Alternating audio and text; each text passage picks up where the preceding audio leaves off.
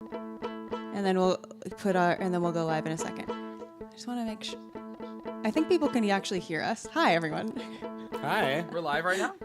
Yeah, Says and I on think, the air. I You're think on the peop- broadcast. I think people can hear us. Well, we're sound checking. No We're way. sound checking. Can I? How long have we been live? Can I? No. Like Just- literally just like 2 seconds. 2 seconds. You're just continuing your long tradition of not telling us when you're going live. No, Yes. Naturally. our faces aren't on screen. Okay, let's just be quiet, violin. That's Okay. so funny. I hear an echo from someone. So funny. Hey, look at the production level, Xanthe. I'm digging it. Okay, now we're live. Hello, everyone, and welcome Hello. Hey. to another Band Batch Music live stream. Today, we're going to be talking about Andor, episodes 1 through 3. And it's the Return of the Batch. Return Yes. of the Batch. Return of the Batch. You know that we'd be back. Hey. I love it. Hello, Cutting Room Floor. Hello, Terry. Hello, James and Justin. I also read it's the anniversary of Visions premiering, which was a fun Which is season of wild. Oh. I can't believe that was a year ago. ours. That was a That's year ago. just Today. wild. It's I been think. yeah. We have a new chat zone up here.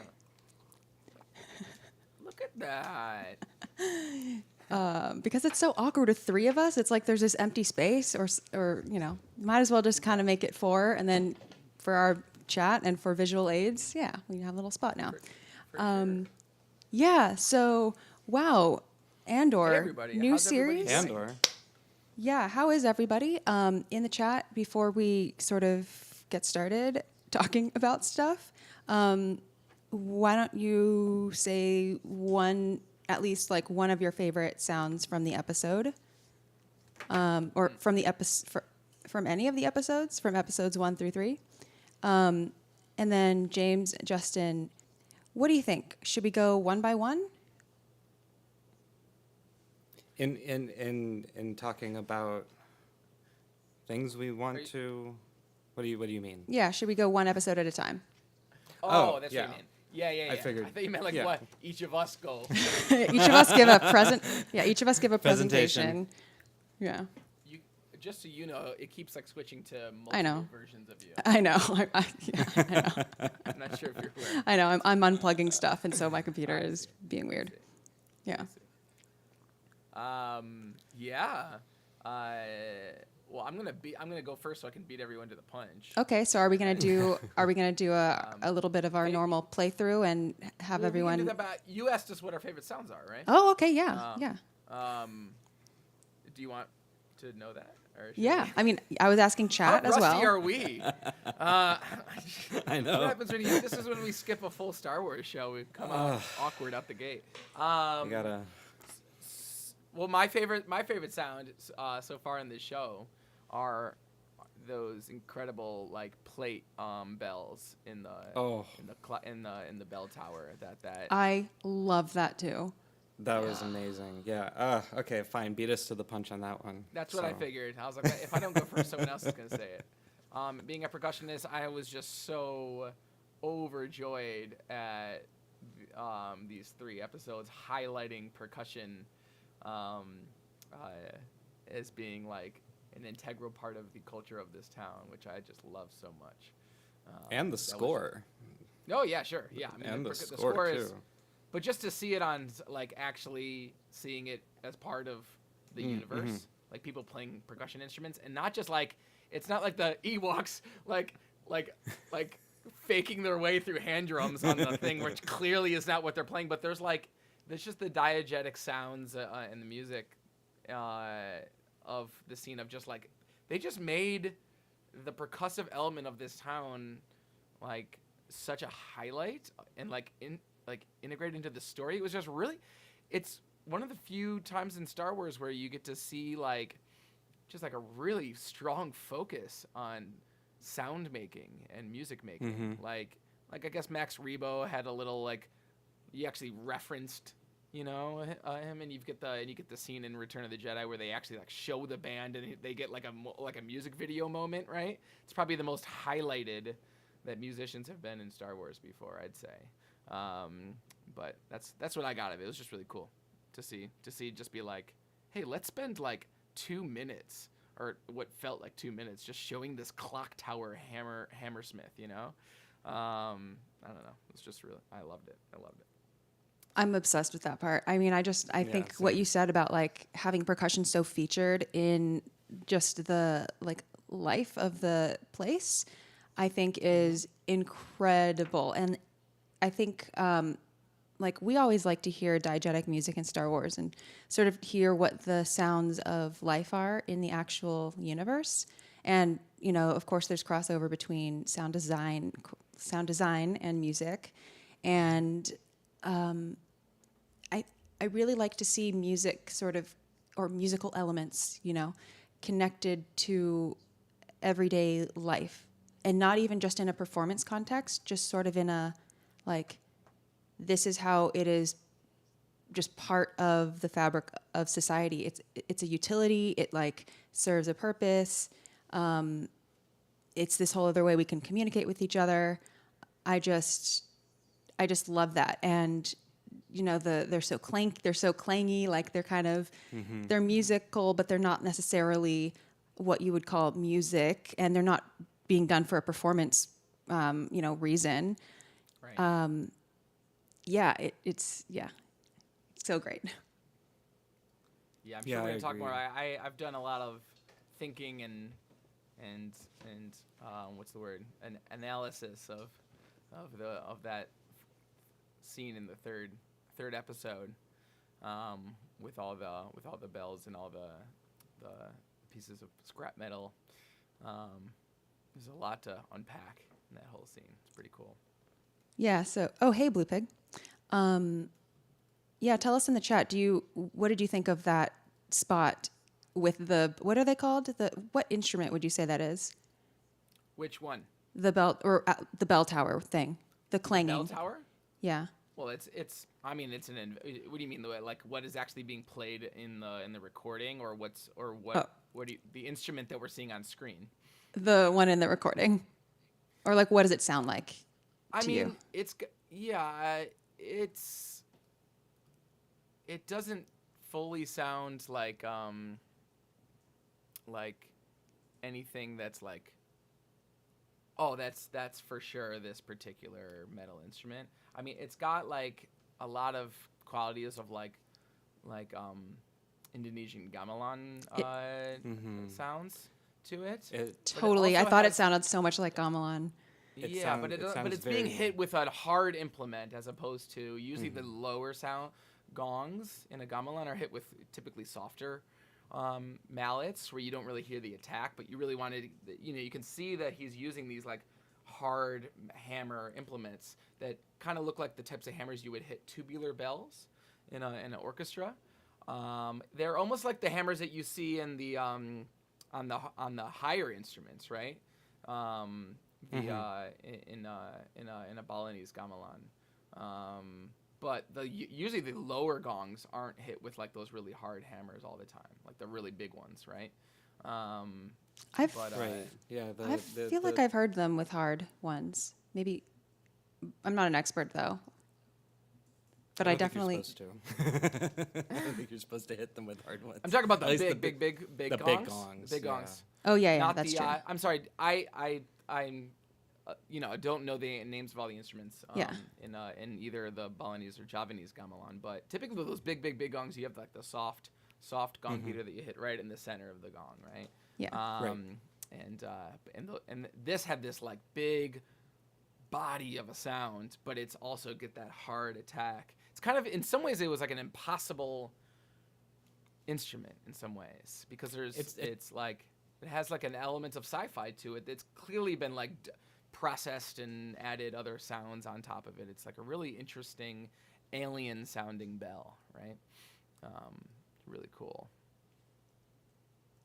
Were you going to say something, Justin? I was going to ask how many of them were playing. I think James just covered it. It's okay. Oh, okay, sorry. I was gonna say it sounded very layered. It sounded very invented. Using real objects reminded me of like, what do they call it? Carillion bells in churches. They have these vast amounts of overtones from like these massive bells, like bigger than like all you could fit yourself inside of them. They're so huge. It sounded like a lot of layers like that, and plus the overtones on it. You mentioned tubular bells, so it's got that same kind of imaginary fourth or fifth, depending on what you want to like. Right. Base the fundamental, whatever you want to argue, kind of a thing. It was cool. Yeah, So cool. they were great. Let's see if my notes said anything more. I think I wrote diegetic clanging.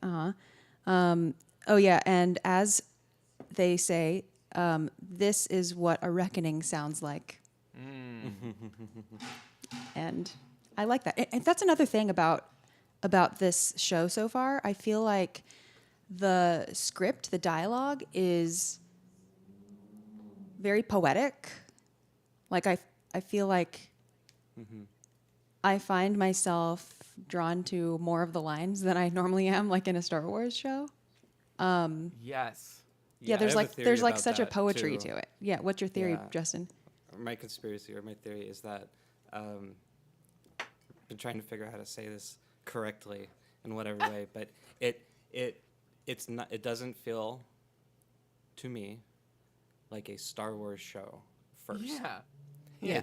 Yeah. Feels like they wrote a really good story first, and then fit that story into a Star Wars mold. Because so far, from what we've seen and what I've seen, what is distinctly Star Wars, besides a few logos and the word Empire, and a few things like that, or credits, like, in-world words, there's not a whole, like, what we've been receiving as Star Wars so Yeah. far, is what I'm trying And to I say. think I read something around the lines where the directors were like, we don't want to put any Easter eggs or like any I don't remember what they said, but it was something like no cameos or like no like like, which, what's funny?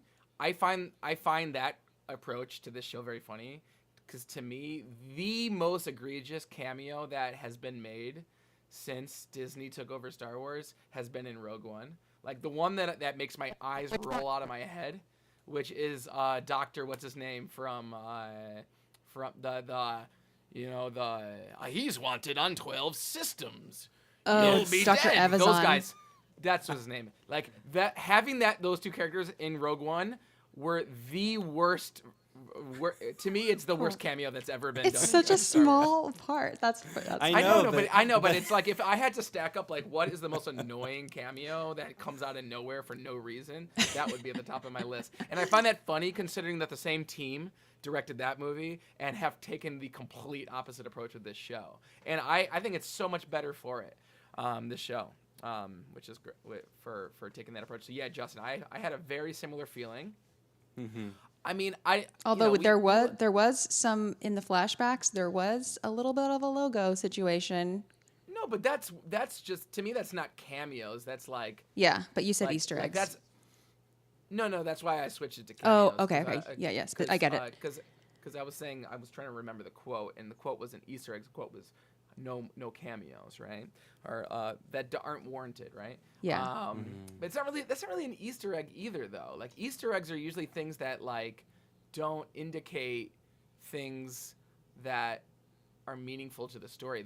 Those logos in those flashbacks seemingly like tell you who that group of people likely are on that ship. You're talking about the Separatist logo, Yeah. right? Yeah, I think that's going to be important for who they actually are. I don't think that's just like throw it in there for an Easter egg. Yeah. think No, I that's totally fine. agree with you. I agree Right? with you. Yeah. But yeah, I not to say that there isn't, because I think I was watching Star Wars Explained. like this logo just appears. You know what that's like? You're like Maz Kanata right now, making a random I'm like, palm balloon like thing. yeah. That she Find the just man with the has, palm like, balloon, red. Right, she just like has that loaded up on her thing. She has it ready. She's just waiting. She's just Yeah. waiting. I like how you had it ready. That's pretty impressive. And I love how it's like got transparency in the PNG that you have. It's I don't- from like, it's that's just from Right. Wikipedia. That's what they have on cool. there. So shout out to Wikipedia. So I think it's I think it's think it's gonna be important, that insignia. I think that I have some theories about why that, because they said that there are, because I mean, this is something Star Wars Explained actually covered this week, but essentially they say that they're a Republic ship, but they're wearing a Separatist logo. So I think it's like some type of like false flag kind of deal. Like the Republic was trying to frame the Separatists for like I think they had some toxic gas on there or something. I think the Republic was trying to frame the Separatists for something. Yeah. So, Well, but that's my conspiracy theory. And I look along forward to this, finding out. Yeah, it feels like there's like a lot of like amazing visual storytelling without words happening.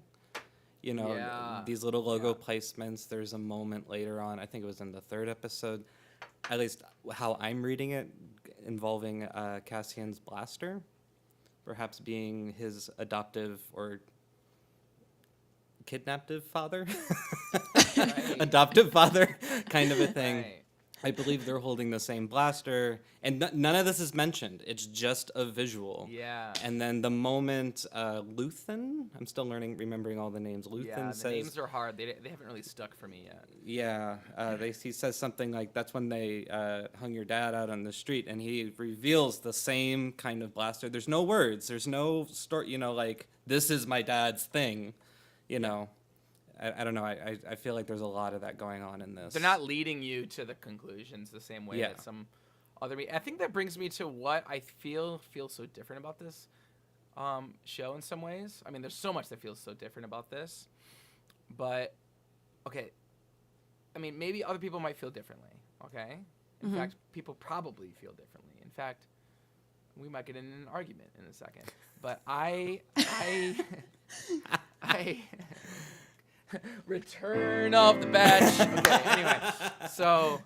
So I feel like this show, to me, most Star Wars shows that we've seen from Disney and most Star Wars content in general, like, for the most part, a lot of them, like, that the adults enjoy, they can also they're made for the kids, and you can sit down with them. The kids understand everything that's going on. Mando is very easy to understand what's happening, especially it's a kind of adventure of the week. The plot is clear.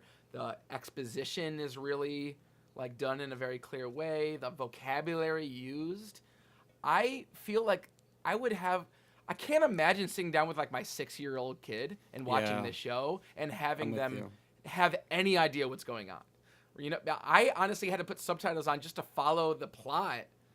I felt like I was watching The Wire for a second, for a part of this. Like, part of it actually feels like The Wire because you got this like investigative thing, and right, but there's like so much packed in, and there's a lot of vocabulary used and things that are happening and entanglements of the plot that just seems so.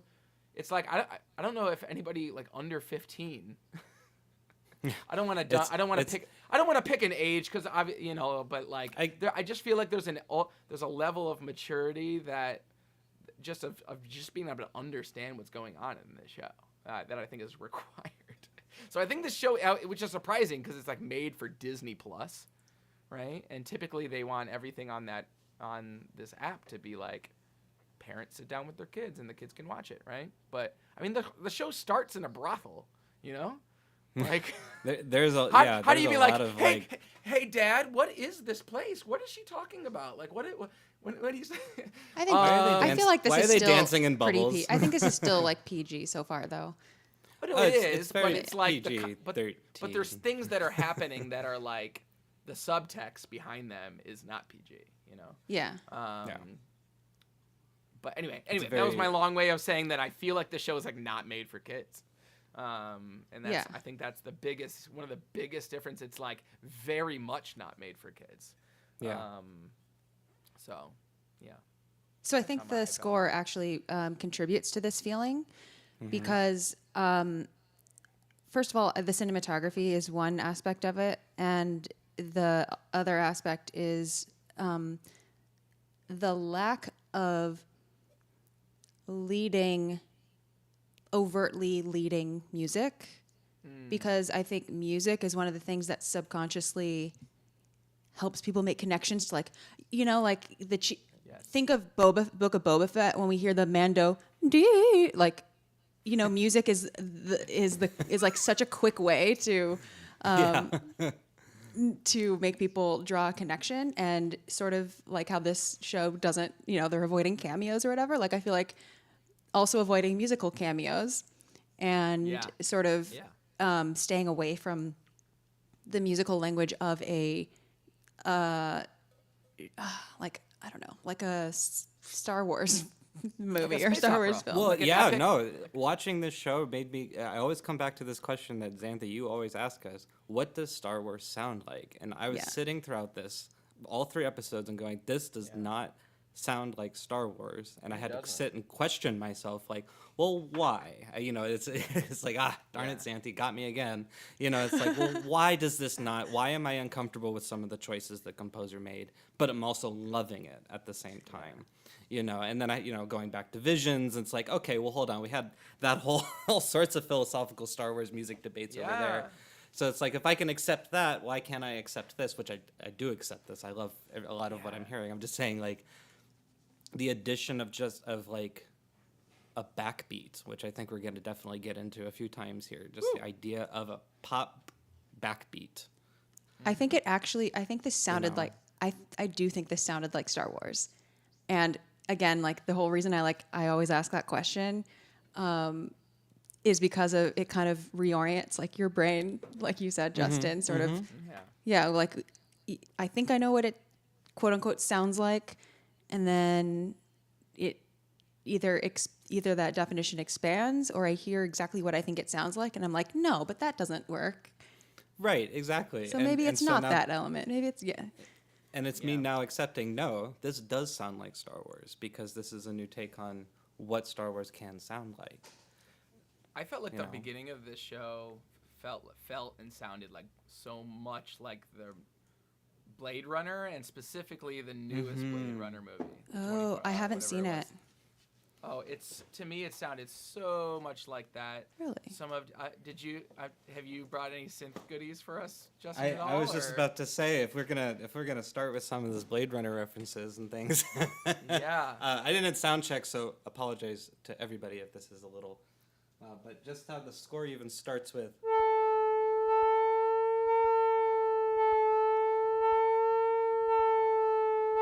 And then the big strings come in and all that, everything right in the beginning. But that's like the idea of this wavering semitone oscillating feel resonates throughout this entire first episode. And it's the first thing we hear, and it's one of the last things we hear in the credits. Yeah, I was gonna say the credits also. Yeah, it ends with that sort Do of this pitch everything. bendy Well, thingy. the whole first group of the credits it's just slowly doing this the entire time, and it's unsettling and it's cool, It is and that's how the show starts. The show starts so unsettling. I mean, to me, what I said earlier about this, like, feeling like it's a surprisingly mature show, which I know is that's not a hot take on this show. Everyone's basically been saying that, but it's just like there are very clear things about both the score, the ambiance, and just literal elements of within the first 5 minutes of the show. Like I said, we start off in a brothel, okay? Then there is like a cold-blooded murder by the protagonist in the beginning of the of the show, right? Like the namesake of the show shoots somebody point blank in cold blood, and then it's like Andor, and you're like, whoa, okay. All right, you know what I mean? And that's all happening under this dystopian. Like I said, it feels like Blade Runner because of that sense of dread, and I think that's wonderful because it's to me, I felt like Solo had a little bit of that vibe in terms of it feeling like we're really under the what's the word, the umbrella and the oppression of the Empire. But Solo has this like I don't quirky, feel that like, from Solo. but no, In the very beginning. Hold on. So, but there's this like oh, but it's all fun and we can break the rules and it's all like a goofy thing, you know? It's like, yeah, there's like, you know, they're in the mud and on what's that name? Minban. Or what, right? And it's like, oh yeah, the Empire is, and working with the Empire is like a gross, you know, not so pretty clean thing. But it's like, oh, but there's wacky adventures that happen no matter what, right? This is like not that. This is like, listen to the score. There's no wackiness, dude. Not like stuff is not good right now, you know. And I just I think they really did a good job at portraying that, you know. It really feels that the looming empire and the times feel real, you know. It feels real. Yeah, I agree. And, you know, and with this kind of, I mean, we keep saying Blade Runner, but Dark City, rainy, Xanthe-esque, floaty, stringy kind of, you know, mood-setting kind of music, no overt melody off the bat, besides the main theme of Andor in the credit, of course. But and then, like, the first thing we get to hear as music for this show is diegetic music. It's club music. Oh, that's right. We could go straight to club music, which is interesting. Yeah. And that kind of floats in and out of being sound score, like background score, and what Cassian can actually hear in the brothel. And the club music kind of sounds menacing in some ways. It just doesn't sound like happy times are being made. Yeah. You know? Yeah. It's not like you walk into the solo club scene and, you know, and Xanthe, just to do a little promo for Xanthe's channel, who just had the singer from that scene. Chicken in the pot. Chicken in the pot. That's just like, yeah, we're in the cool lounge. Everything's cool. But this is like, there's like bad stuff is going on behind these closed doors, right? So, which is interesting because I feel like every time so far that we've gotten, okay, I'm gonna pause myself there. Almost every time that we have gotten some kind of diegetic music, the composer, whoever's designing that part of the score or the scene, kind of goes out of their way to make it sound as otherworldly as possible. Like, this could be the music of this race of alien beings. You know, not necessarily human, but still have like a little bit that we can hold on to. This was kind of blatantly like, this is club music. You know, sort of like Book of Boba Fett. Exactly, where Book of Boba it's Fett, like where we had that mods. moment. Using a similar Spotify playlist. Yeah, exactly. Because it's kind of 90s 2000s style EDM, right? So. I thought it was in the Matrix for a second. It had that. Yeah, a little bit. I like it. Which is funny because like by the 70s, the club music was a throwback to the swing era, right? Right. You know, back for the Cantina Band, and now we're getting some throwback EDM music in some of these shows. You know, I'm ready for like some trap to make an appearance at some point. Just straight trap. And No, it won't. I don't think it will. I don't think it's going to. I know it won't. I'm just like Xanthe's gonna make sure of it. I really hope not. No. Someone speaking in Huttese and doing like just like doing that like that Migos style rapping. You know? That would be I mean, I got my heavy metal in Visions, so I was happy that we had some heavy metal Star Wars. So I don't know if we'll get that again. So I want to. Shall we get to a few comments just before we get too behind? Okay. So Blue Pig says, like, referring to the hammer situation, anvil. What do you think about that, James?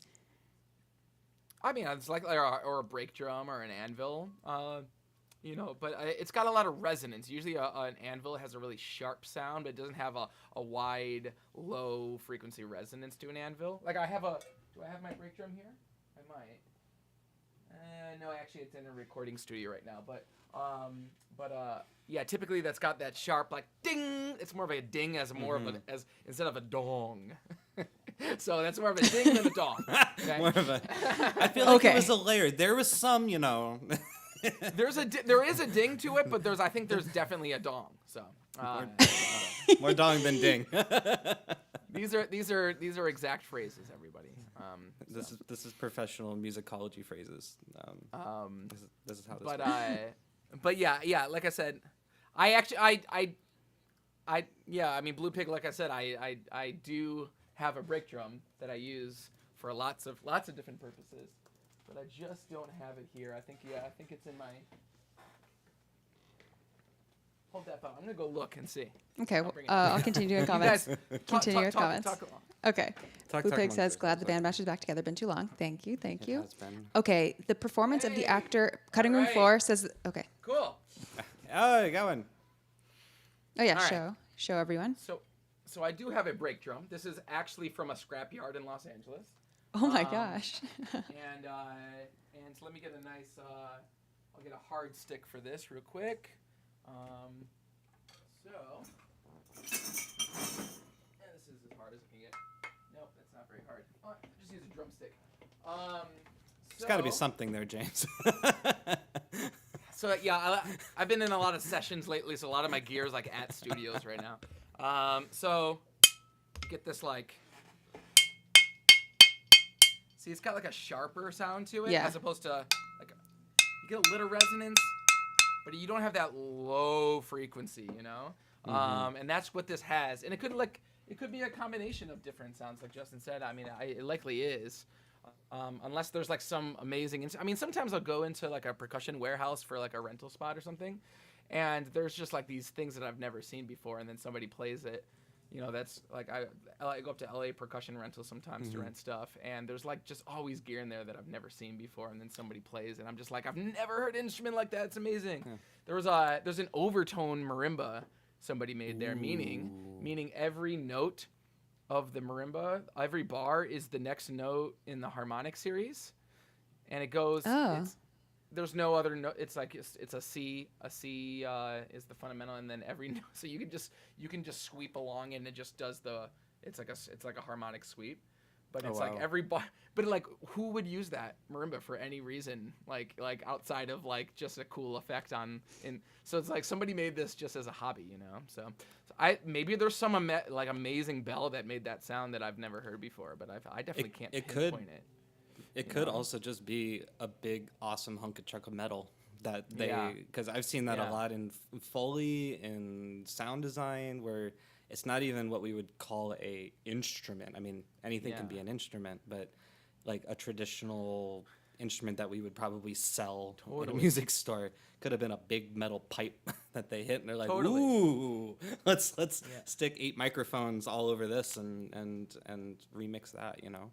I was watching Xanthe's chat with Steele Saunders for the New Hope season, I think it was. And Yeah. y'all were talking about, like, I think Steele was saying, like, he was, like, hitting the side of a dumpster to make laser sounds. Yeah. Right? Or So sometimes... something like that. Yeah.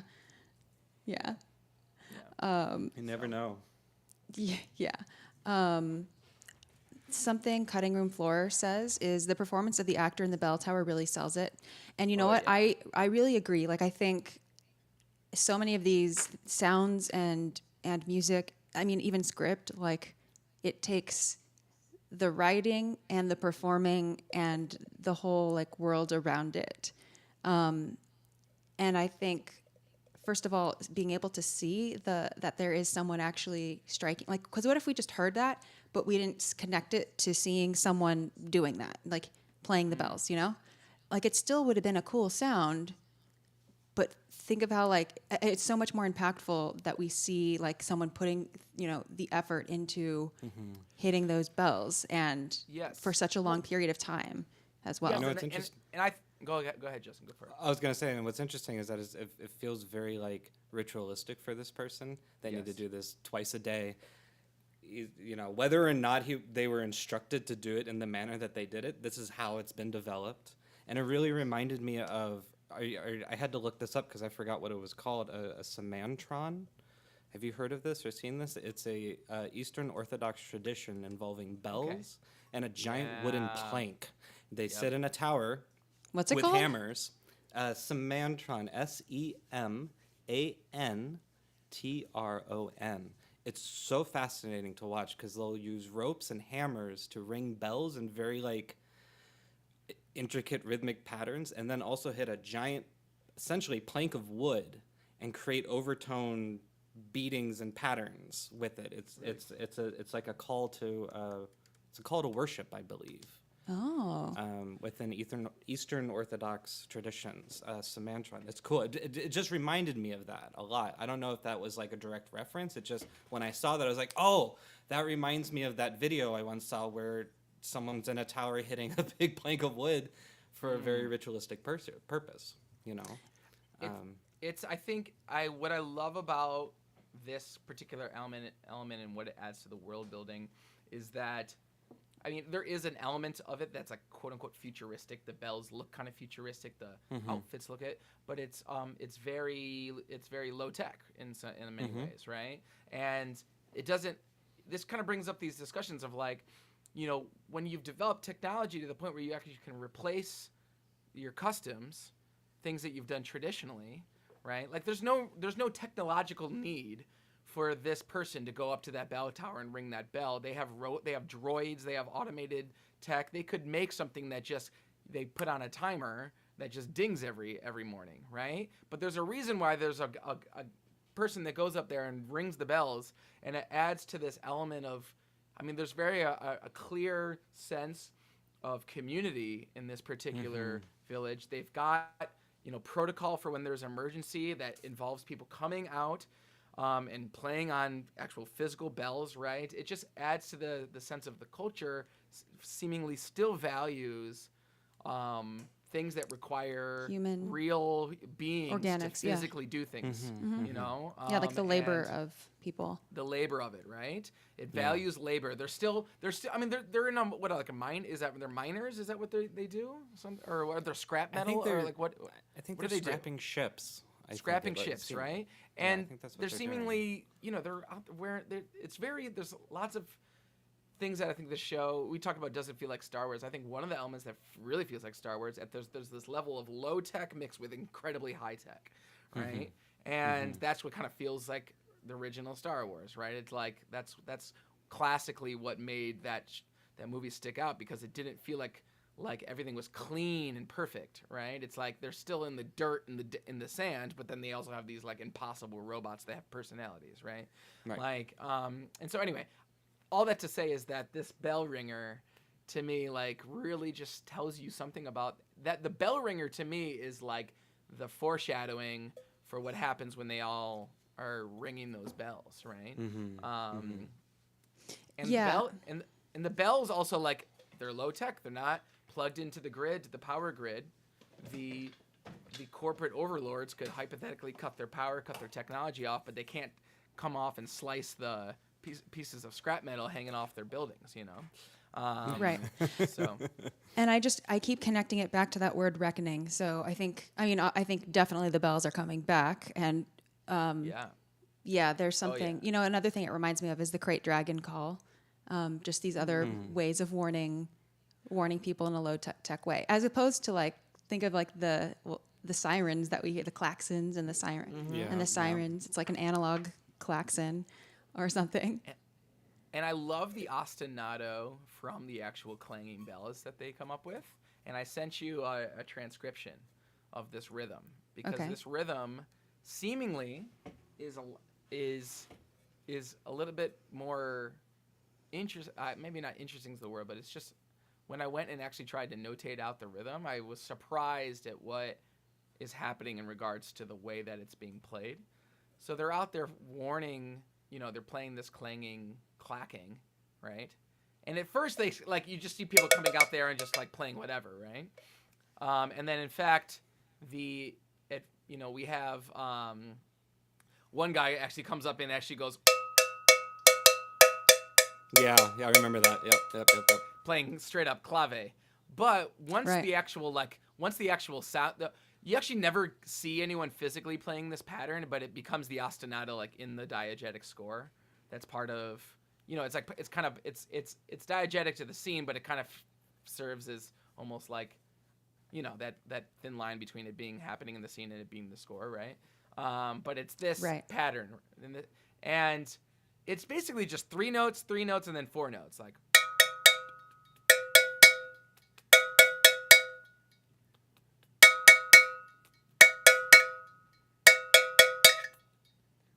right? And when you're listening like to it, it doesn't really sound quote unquote complicated. 1, 2, 3, 1, 2, 3, 1, 2, 3, 4, 1, 2, 3, 1, 2, 3, 1, 2, 3, 4, right? But when I went to kind of notate it out, I found that the gaps that they put between these notes are like uneven, and that creates a sense of it just creates a sense of like it doesn't sound like a gridded out rhythm perfectly, but if you wanted to do it, like really try to figure it out, the best way I could transcribe it is it's basically 1, 2, 3, taka taka da, 1, 2, 3, taka taka da, 1, 2, 3, 4, 1, 2, 3, 4, taka da, 1, 2, taka taka da, taka taka da, 1, 2, 3, 4, 1, 2, 3, 1, 2, 1, 2, 3, 1, 2, 1, 2, 3. 1, 2, 3, 4, 1, 2, 3, and it's definitely not even. Like it's not like 1, 2, 3, 1, 2, 3. Because it's almost like you could, if it wasn't like an uneven amount of breaks in between, it would sound not human enough. I think. So I was really interesting when I went to notate that I actually found that it's like an 11/8 for most of it, and then there's like a little, like this is probably the best way I could think to notate it. But those breaks in between the hits are like this weird sense of, like they don't perfectly grid into. So I'd be curious at how this was written in the DAW, like, and how it, like I almost want to say that they might have written it like this, because it feels, when I count it out like this, it almost fits perfectly. So it's kind of a trip. It might have been that you could also record something in a different time and just stick an audio file over top of a grid. Right. And that's right. just, kind of a thing. But yeah, I like what you're saying though, James. The unmusically rhythmic grid of it. If it was on the grid, it would feel like a score, where they're pointedly trying to say these are a bunch of humans clinging all together, somehow starting and ending in unison across a city. Yes. And it's like sometimes you'll, and as like a Western musicologist often will go and they'll study folk music from around the world. They'll often be like completely puzzled by the rhythmic complexity of some folk music, and they're like, how are they even feeling that, right? I remember doing some music and being in Persian ensemble at Cal Arts, and I remember the music sounds like bum bum bum bum bum ba da ba bum ba da ba bum bum bum, and I'm like, oh, so the beat is here, 1 2 3 2 3, and then I'm looking at Human Parmenti's the teacher's foot, and he's like bum bum bum bum dun dun dun dun dun dun. He's like counting it in 2. I'm like what? How is that in 2? Like, so there's just like sometimes just the rhythmic perspectives that don't, I just, anyway, this was, I went pretty in the weeds on this rhythm, and I was happy to do so because I was pleasantly surprised when I actually notated. I'm like, this feels like what it feels like to try to notate like folkloric rhythms. Oftentimes with like Afro-Cuban and Cuban and Haitian music, oftentimes you're like, how do I even notate this? And the answer is you kind of don't. Because it doesn't fit into a perfect subdivision of anything. Because it has swing to it. So I really liked the way that they composed this rhythm. So with regard to sort of the loopiness of the loops and the overlays of various rhythms and parts, like I feel like that was kind of a through line in this score, and I think we have a lot more to look forward to in this similar vein.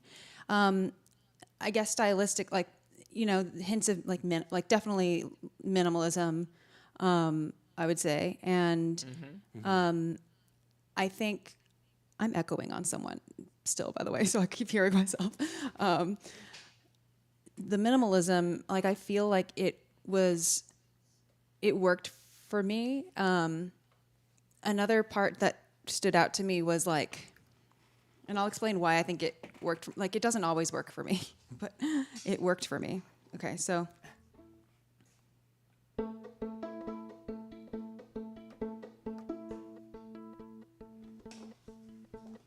Okay, I'm sure you recognize this part.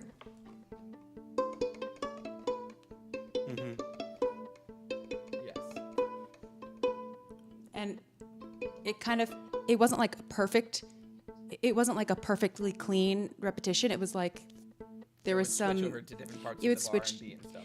Yeah, and it wasn't exactly this like 4-square rhythm. It was like, it was sort of. It almost felt like someone doing like a fifth, but missing some of the notes. So like it. Sometimes both. Like sometimes you'd hear both of the fifth, but sometimes you'd hear more of an octave. Like that kind of thing. Yeah. I thought that was a really nice moment because in the context of sort of the more atmospheric, very sparse, like there's a lot of parts with no music, lots of parts with no music.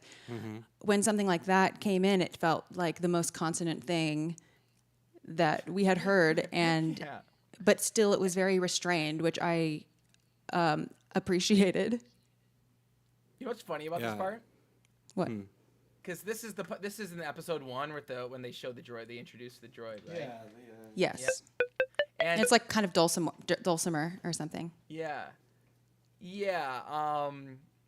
What's funny is that the subtitles say light-hearted music.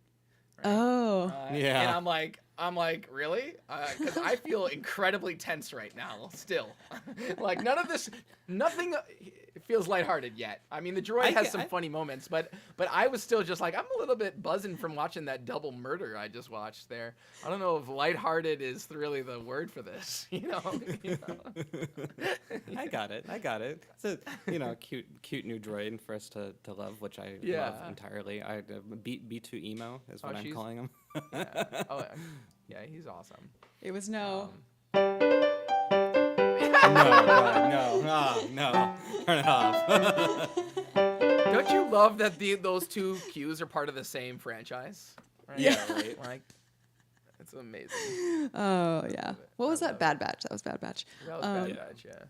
Yeah, that was lighthearted music. Let's see. What else? Oh, that was also it was like dee dee dee dee dee dee with a sort of pitched percussion. With the dulcimer in the back, not in the background, but doing the pulse. Yeah, it felt sometimes some of these plucks and stuff that we hear a lot in these scores. Sometimes they sound acoustic and sometimes they sound synthetic. Like it's funny that because this whole section to me, especially that main melody, sounded like a little plucky.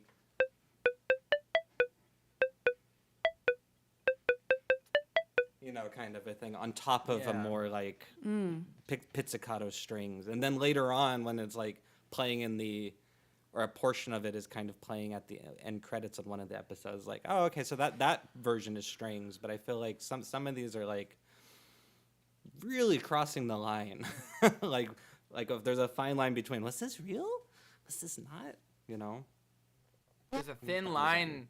Yeah, there's a lot of blurred lines between. Real and synthetic instruments in this score and the sound. It's cool. It's cool that you can't really place where anything is. I think that's what I would hope for more of in Star Wars music in some ways. I think we've talked a lot about the usage of like non-Western instruments to portray things that are alien and what's problematic about that. And to my ears, there's not a whole lot of instruments being used that are clearly, like you said, they almost feel like they're their own. They've made instruments by combining synthetic and real sounds, which I like a lot. So,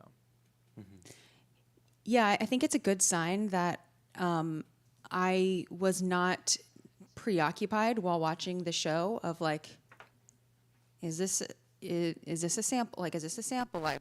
Is this a samples? Is this real instruments? What is this? Like, this sounds fake. This sounds like I wasn't sort of trying to analyze that. Like I the way that it was done, just felt smooth is not the right word. organic. It just worked. It just worked. Like it didn't feel like it was trying to be something else. Like it felt very much like it just was very secure in its musical identity, and which I have not felt about any of the other Star Wars shows. Any of them, including Clone Wars and Rebels. Agreed. Agreed. this felt actually in its wheel. And even if the whole thing was synths, like if anyone in the chat knows, by the way, if any of the live players for this, or like if there was an orchestra or whatever, if anyone has any insight on that, let me know. And otherwise, we'll keep digging for this next week. But Because I have some conspiracy theories, but I would love to just be corrected and about the what I think is the standout moment of the musically of these 3 episodes, the most surprising decision, I think. the only live player, I think. I mean, My conspiracy is that is not a live player. the drummer. Yeah. Oh, I'll interesting. tell you why, but I would love to just like somebody come at me on Twitter and be like, I actually played the drums on this and prove me wrong. But and I'll tell you why. I don't know if we want to talk about it. Well, wait. Can we get to that? Let's wait. Let's wait. I just wanted to throw that out. That I think that. Yeah. Yeah. Anyway. Yeah. So I think some of the reasons the live versus not live, versus like synthetic instruments thing didn't bother me is because the sound, like if assuming that the whole thing was synths, okay, that's a possibility. Although I don't think that's true at least with some of the cello parts.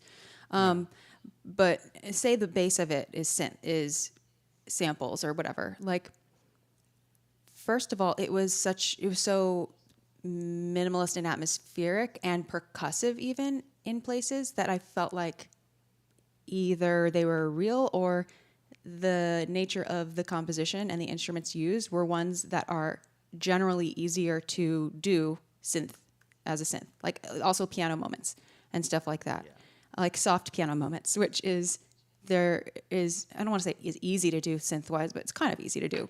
It's easy, much easier than like trying to fake a full orchestra or something like that. Right. And so it felt like native, it felt fine, and also I really appreciated that it was very much in Nicholas Bertel's like wheelhouse. He's the piano guy. That's like his thing. He does piano music. I mean, not only that, but like his scores heavily feature piano, and he's like, he very leans into that. And there are a lot of piano moments, and if not piano, keys, keyboard instruments type of thing. So I feel like that's my favorite thing when composers do something that is very clearly something that they're comfortable with. Like, the most extreme example would be like in Akakiri when we had the tabla. And he really leaned into that. And here Nicholas Bertel leaning into a piano or keyboards thing. He leaned into it in that the entire score was only tabla. Yeah. Yeah. The only instrument in that score was tabla. Yeah. And so it's a similar reason I love Johnny Greenwood, because he really leans into like the viola, the strings. He really leans into violin and viola in like a major way, and doesn't really do that much. He does other stuff too, but he operates from his like power zone, and I feel like so far this score is doing that. It's not giving us the symphonic like whatever theme at whatever, and that's also I feel like that wouldn't be as comfortable for Nicholas Bertel either. And I would rather any composer just do what they are personally comfortable with. Not that they shouldn't stretch themselves, but I want them to be operating from their power zone. Yes. Yeah. Rather than trying to copy what we think the style should be. Agreed. Yeah. Okay. Do you want to talk about the drums? Okay, yeah. So we have this moment that comes out of this like stringy score, that kind of comes out of episode 2, right? This is episode 2, right at the end, and we basically get this, okay?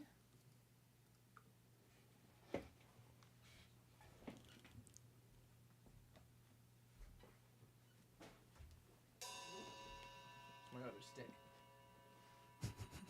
Where'd that other stick go? There it is. Okay.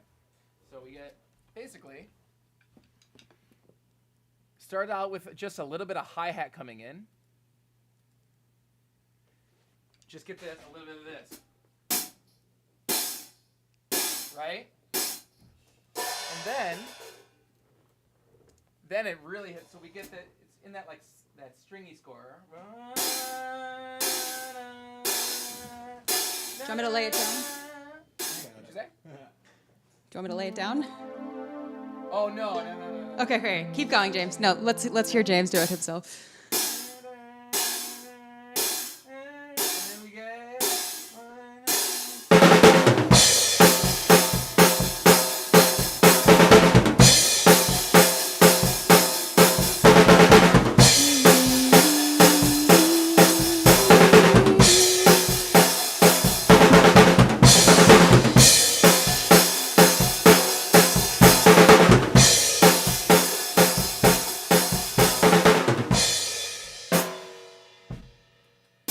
Into this halftime for 2 measures, and then it's over. That's awesome. Yeah. Just straight up rock and roll drum set. I think this was my moment watching these where I was like, drum beats in my Star Wars? Oh, Justin, that's when I was like, Harumph. that's when I was like, I'm on board. Well, right. No, but I had that moment. That's what I was saying earlier. I had a moment where I was like, harumph, wait a minute. Yeah. Me Why too, and blah I'm a blah blah, freaking and I had drummer. to and I had to sit for a moment. I was like, no, I'm on board with this. This is cool. It's weird. It is weird, but let's do this. Let's do drum fills. I am so down for this. So here's my conspiracy theory. I've got 2 theories on this. Actually, I have 3 theories. All right. Because there is a curious thing that happens when you listen closely to this drum part, okay? And that is when these fills are happening. A drum fill is when I play on the drums in between the main pattern, right? This part. That part right there. And especially this part when it's a longer fill. If you listen to the cue, while all that's happening, the hi-hat is still going like this. Oh. Okay? So, I've got 3 theories because you can't really play and still be going, right, and be hitting that at the same time. It's because the drummer's clearly using 2 hands to play that. So it's physically not impossible, but it would be really unlikely that someone would be somehow hitting the hi-hat at the same time while doing that fill. So it's either 2 drum set players that are overdubbed or playing at the same time, and one of them's playing fills, okay? Or it's, or here's the other option, which is also unlikely. The drummer could be playing, right, and doing that with their foot. I think that's pretty unlikely that it would be making that much noise at the same time, because it sounds like the hi-hat is being hit with the stick. Okay, so I also, being well familiar with drum set sample libraries these days, it totally could be somebody programmed it, right? Mm-hmm. Because I've got drum libraries that I could make sound like that if I wanted to. And so, which means usually sometimes when that happens, something impossible is sometimes programmed. A drum fill happening while they were also programming the hi-hat to be played at the same time, right? And so that's what caught my ear when I was listening. I was like, whoa, how are they even doing that? But like I said, I could be totally proven wrong by this little theory. But to my ears, it's physically impossible for one person to play that. And even if they did overdub it, though, it was or if it was programmed, it's very realistic sounding. I would say. It sounds like it's in a room, Yes. and the amazing things you can do with post-processing, whether that's analog gear or in the software gear, just to think about 80s drums for a second, how you can take a very humble drum set and turn it into this stadium rock 5-second long snare drum hit kind of a thing. Or gated reverb, that's gated reverb, put it in a room, stuff like that. It'll get that kind of sound. So yeah, I mean, because it sounds like a real drummer. It does. Yeah. But like I said, there's these little intricacies in there that I'm like, ooh, wait, how do they do that? And there's like crashes happening at the same time. Yeah. So that's why I'm almost like, did they have 2 drummers in the same room? That would be so badass. That would be so cool. I mean, that happens. Sometimes Yeah. they're like, let's just do 2 people. One of you do all the Yeah. fills, one of you don't. The thing is that, it's so I'm really curious. I'd love to know how this cue was made. It could just be as simple as a single person drummed it and Overlit, I'd like love to overdubbed, like we all do. Yeah. Well, Yeah. one Or they got a really strong left foot, one thing. So, yeah, no. So I think regardless of whether it was a real player or samples, one thing we can all agree on is that it's mixed to sound like a live player. Like it's not, Oh, yeah. it's not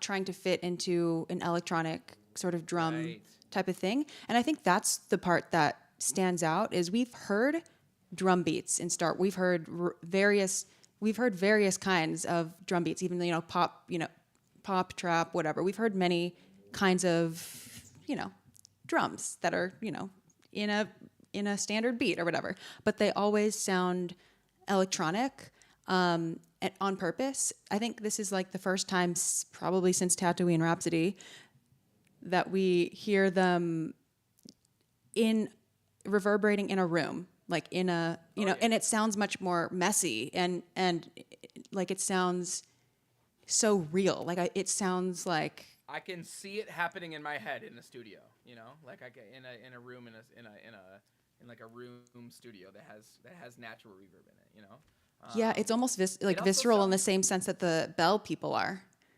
Yeah, it sounds like it's a different space than the orchestra is in. Like, Yeah. It doesn't sound like they're in the same room.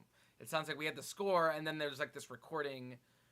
A friend of mine, Matt Ornstein, who's a great musician, so I'm just plugging him for a little bit. I like when he mixes stuff. Sometimes he's like, I like to create impossible spaces. That's what he says, right? Which is like I like to, and this kind of feels like an impossible space for this ensemble to be in because the orchestra is like mixed in a way that's so different from the drums. So it's like creates this really interesting because it's not like there was an orchestra recording and then there's just the drummer in the back of the orchestra that comes in. Like it sounds so different from the way the orchestra was recorded or sampled. Yeah, I should. I'm gonna have to go back and listen to that. I feel like you're right. It's hard. It's almost hard to hear because when the drums take over, it's like clearly that a drum solo, which I think makes the drums stand out even more because it doesn't sound just like normally when you hear drums in the middle in conjunction with some other loop playing or some other instruments playing, the drums are like the supportive beat. They're like the backbone or whatever. But here it really felt like not only are they keeping the beat or whatever, they are very outwardly prominent. Yeah, it's out almost like there. the score to Birdman. It's like it's like a very clear natural drum set. Yeah. Natural, and like, so I'm listening to it right now. I'm gonna build up the loop. Yeah, it just like, here's the other thing is like, oftentimes you'll get the kick drum that's very close mic'd and it's like in your face right there in the mix, boom, boom, right? And punchy. This feels like either they didn't mic the kick drum or they only mic'd the room. You know what I mean? That's what It's it sounds like. The room mic aspect is very right. It sounds like it's only the overheads and not like it doesn't sound like this like they're. At a They might have distance, mic'd all the. too. Yeah, it's not like they mic'd each drum and those are prominent in the mix. It's like it's almost like you only mic'd the overheads. So I've got these overheads behind me, right? You can kind of see them right there over my drums. Mm-hmm. It's like they only use those overhead mics, right? They didn't use the mics that are attached to the drums themselves, Yeah. Yeah.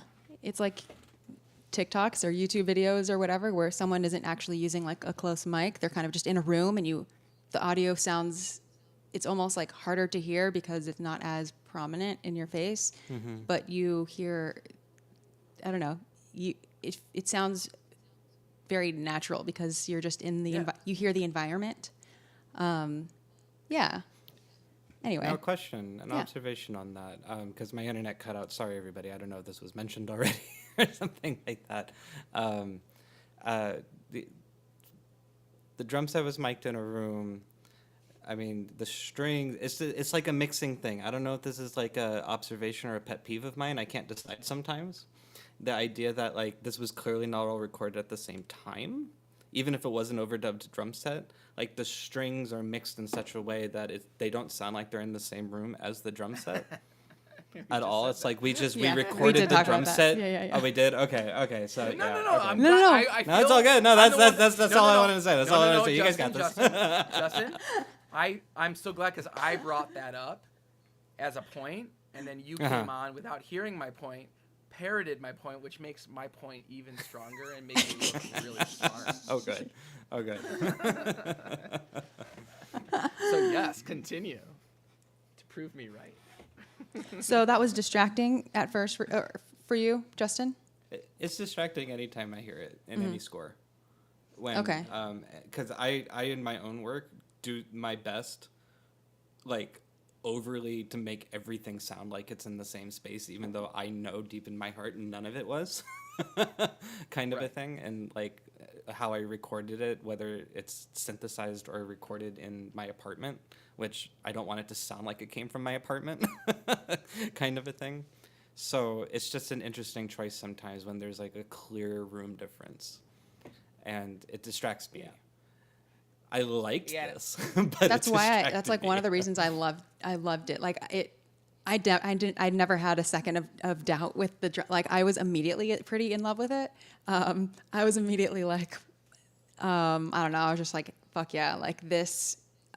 It sounded not in the same room. You're right. It sounded very distinct and like rough, and that's I think probably why I liked it because it sounded so intentional. Like that's a choice to do that. Yeah. And And- it's such a creative choice too. Yeah. To my yeah. ear. It's like not I think that's another thing. It's like it's like something you'd see in a much less expensive movie franchise.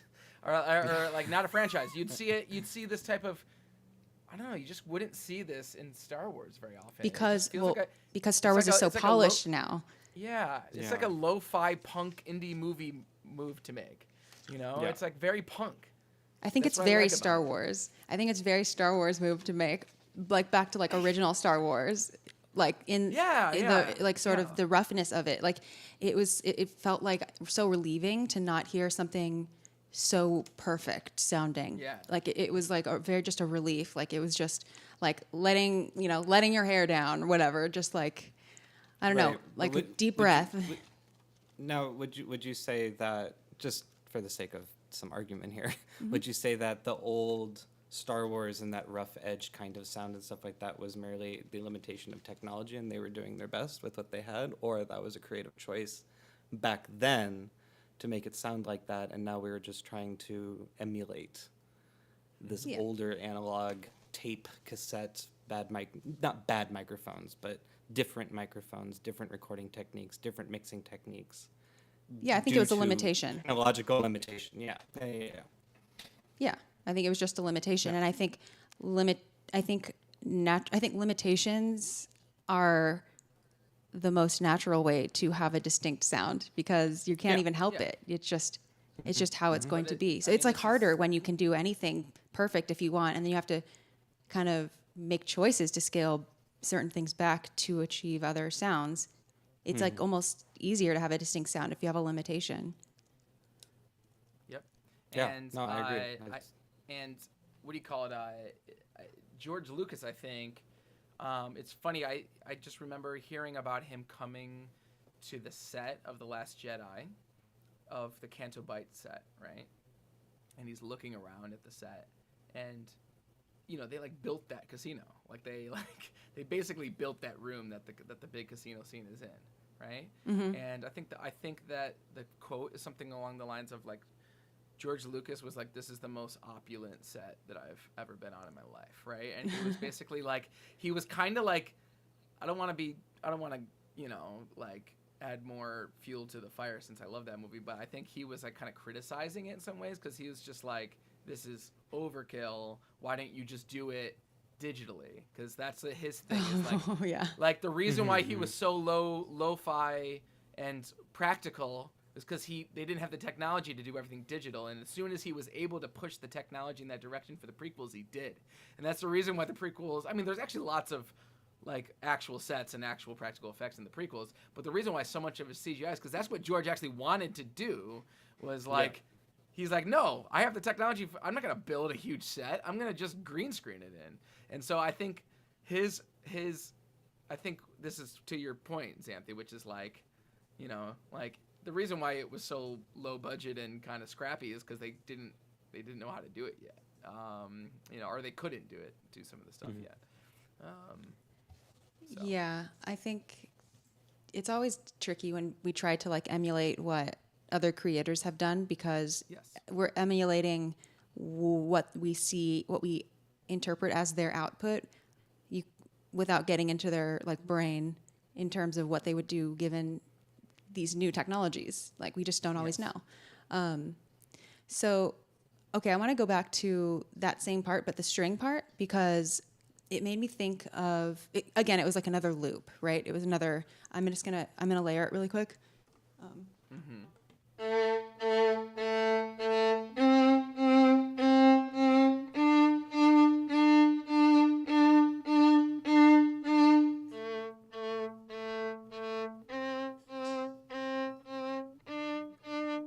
Sorry, layering takes a while.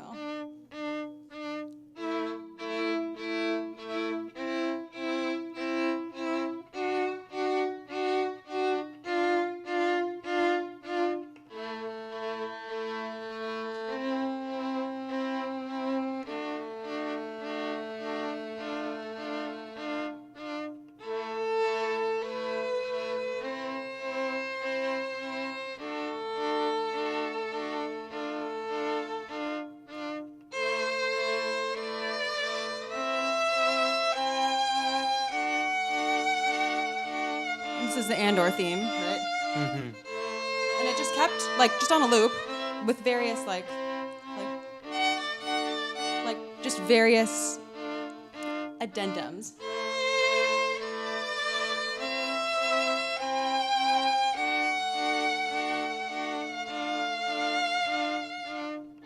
Like just kind of doing a very minimalist layering of various things that all kind of work with this, you know, four chord progression. Very simple stuff, right?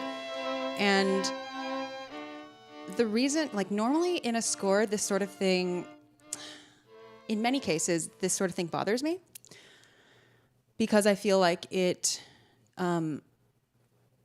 doesn't score, it so rarely scores what we're seeing on screen in terms if action is taking place, or if, I don't know, or if anything sort of important is taking place. Like, I think it's one of the things that, it's like a pet peeve of mine in scores when there's layering? No. When there's a loop, when there's just a loop that goes over and over, especially when it's like a 4-chord loop that's so obvious that it's a loop. And that really takes me out of it because it feels like it wasn't made for the scene. It feels like it was just kind of put on there. And it makes me have trouble paying attention. But it worked for me here, and I think in cases where it does work, it's when we are seeing sort of montagey type of editing. And that's what was happening, you know, at the end of episode 3 when we're seeing like all these different cuts. And I think that's when it's like most powerful to do that type of thing, when we're seeing something that doesn't need like, you know, bar to bar action scoring or like, you know, anything super flexible, when we're just sort of, the point of it isn't what we're seeing, the point of it is the feeling. Like I thought it was it's kind of, it has that Requiem for a Dream Chronos totally feeling, right? That's kind of the vibe, right? And I think this theme is also like with this loop is interestingly brilliant in the sense of like, it works with these montages, it works with these great scene transitions, it works with these beginnings and endings. But with this loop, it reminds me almost of like a shepherd's tone. For those in the watching in the chat, if you don't know what a shepherd's tone is, it's a auditory illusion that kind of represents an old school barber's pole, where the sound constantly sounds like it's rising and rising and rising, but it's never actually doing that in a weird way. It's this great trick. That's wonderful. They used it in Dunkirk. I know. Yeah. So it sounds like it's continually rising, right? Hmm. But it's actually not. And it's not. They're slowly. Okay, I'm trying to stop it. Stop. Oh my God. It can really like make you feel Yeah. sick. No, it's crazy. But basically what's happening is that once one pitch of the many that we're hearing reaches a certain point, another one comes in low, and it's just kind of like an endlessly rising layered sine tone sandwich in a way. And so what I'm hearing when I was trying to kind of figure out the chords and the string parts and like all 3 versions of or 5 versions that we've heard of the Andor theme now, what's cool is that how he's layering some of the voices to kind of add another octave and add another octave to the feel, and then the low part comes in, and then another low part comes in, and then we just add more instruments, and we add another octave, and it constantly sounds like it's growing but going nowhere. Yeah. Uh-huh. Yeah, yeah. So it's like we're just rising in extreme intensity, but we get this, but we can still have our slow, brooding, dramatic chords that are also the theme. You know. Is there tonally? Is there any more? Is there any note that's more espionage than a major 6 scale degree and a minor scale? Like, Right. like there's a lot of that in this score, which is basically a minor, but having the in there somewhere, like.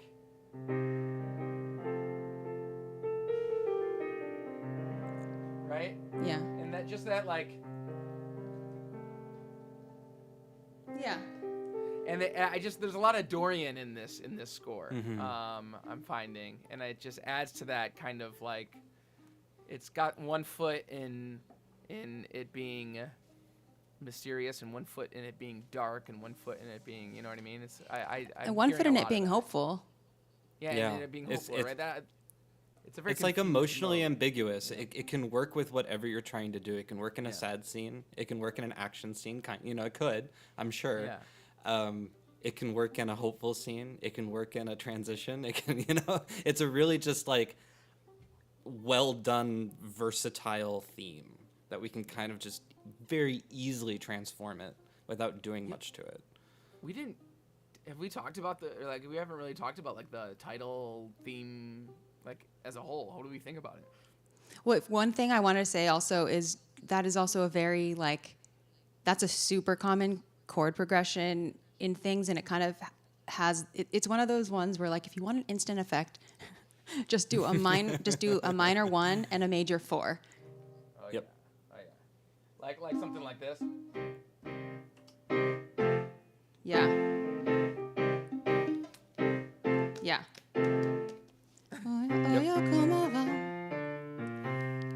Yep. Oh God, you're always James found a way to put the lick in there. Anyway, Oh. Yeah, I to answer your question, James, I like this theme a lot. Yeah. I thought, and I like that so far. I hope this trend continues. I loved it in the other shows that we've done that kind of did this every now and then, but not every time, where the opening theme is repurposed in some way for the opening credits in each episode. Because every time we've gotten the beginning, the na-na-na, that kind of like wavering tone, and then we hear the main theme, but not always in the same one, but in 3 different ways now. I like it. It's I do too. I find the opening very Straussian. Yeah, like Sounded- in also it sounds like a- Zarathustra. Yeah, it's a very clear wink to that, especially the imagery Agree. that seemingly is similar to 2001 with the title, Totally. with the logo, right? It's like literally like an eclipse of a planet, and that is basically where that music appears in 2001, right? It's like this. No, it's not really actually, or is it? I don't actually remember. don't know, but that's instantly what it about- you know reminded that me of is. too. Yeah, that music also spread Zarathustra in 2001. Yeah. That's Yeah, the I mean, scene it's. where I think it's. I think it's slowly the rose- logo rising of the over. poster, right? I think so. Yeah. Yeah. I'm gonna put this link in the chat because it basically looks like the Andor opening. It's pretty spot on. Yeah, pretty wild. So, other things are, first of all, I love this little Peter Pan land that we have going on in the Canary Kids.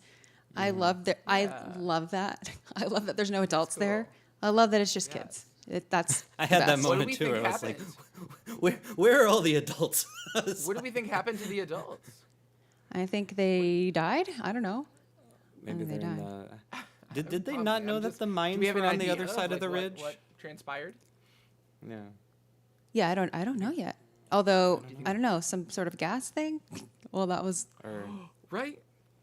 So yeah, I Right. mean, 'Cause that happens in ship Heir to is the clearly Empire. on That the way happens in to the last- no, poison that- somebody. yeah. that happens Well, in it seemed. yeah. We could. Cass seemed pretty surprised when he looked over the ridge and saw like this massive mining facility.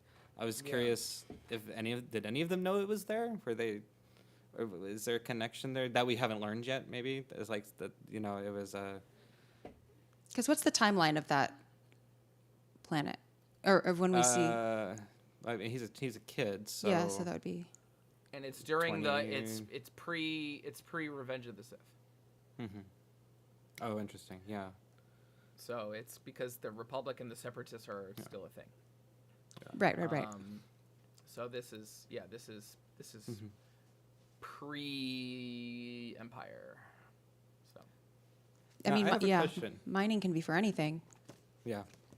I have a question about the music for this section and Canary in general and something like that. And I'm not an expert in any of this, so this is a question. I watch a lot of these things with subtitles. I watch everything with subtitles because I want to know what people are saying, right off the bat. When this comes on, every time the Canary comes on, music comes in, it says tribal music plays. And for some reason, anytime I see that in any movie, tribal music plays, I question, what is that? And why are we calling it that? This is literally just like, this is me being an ignorant composer and lover of everything that is rhythmic and around the world. It's always an interesting choice if characters are living in the woods, characters are a tribe setting, we get this tribal music, and it ends up being a lot of similar aesthetics. I'm just curious what your thoughts on, if there are thoughts on this label. I'm not a fan of that descriptor. I definitely never use that word ever to describe music that maybe has element. I mean, really what they're saying is that it sounds like, I mean, there's a very specific cultural ignorant cultural image that people get when they hear the word tribal. I don't think the word itself is an offensive word, but when you apply it to things in a certain context, I think it is demeaning and can be, outright racist. I don't know. I'm never a fan of that word. Justin, do you have a And I'm timestamp not- of when this came in? Really, anytime the one that always appears, it's like anytime Canary appears, that community appears. It's just I'm not accusing, I'm not blatantly saying anything. It's just it's always been in any movie like when we think of what a perhaps less technologically advanced society culture that we again, represent, in that people- it has to be drums and it has to be hitting sticks and it has to be Yeah. marimbas or xylophones or I was trying to imitate the sound, and it was like what was it? I called it it's got this kind of like wood bamboo marimba Yeah, I think insert wood Okay, instrument here kind of a thing. okay. I want to ground this in. Now, how would you describe the music of Canary?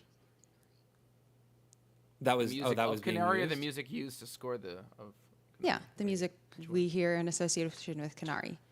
Like, how do you think Absolutely. Canary is scored in this show? it sounds percussive.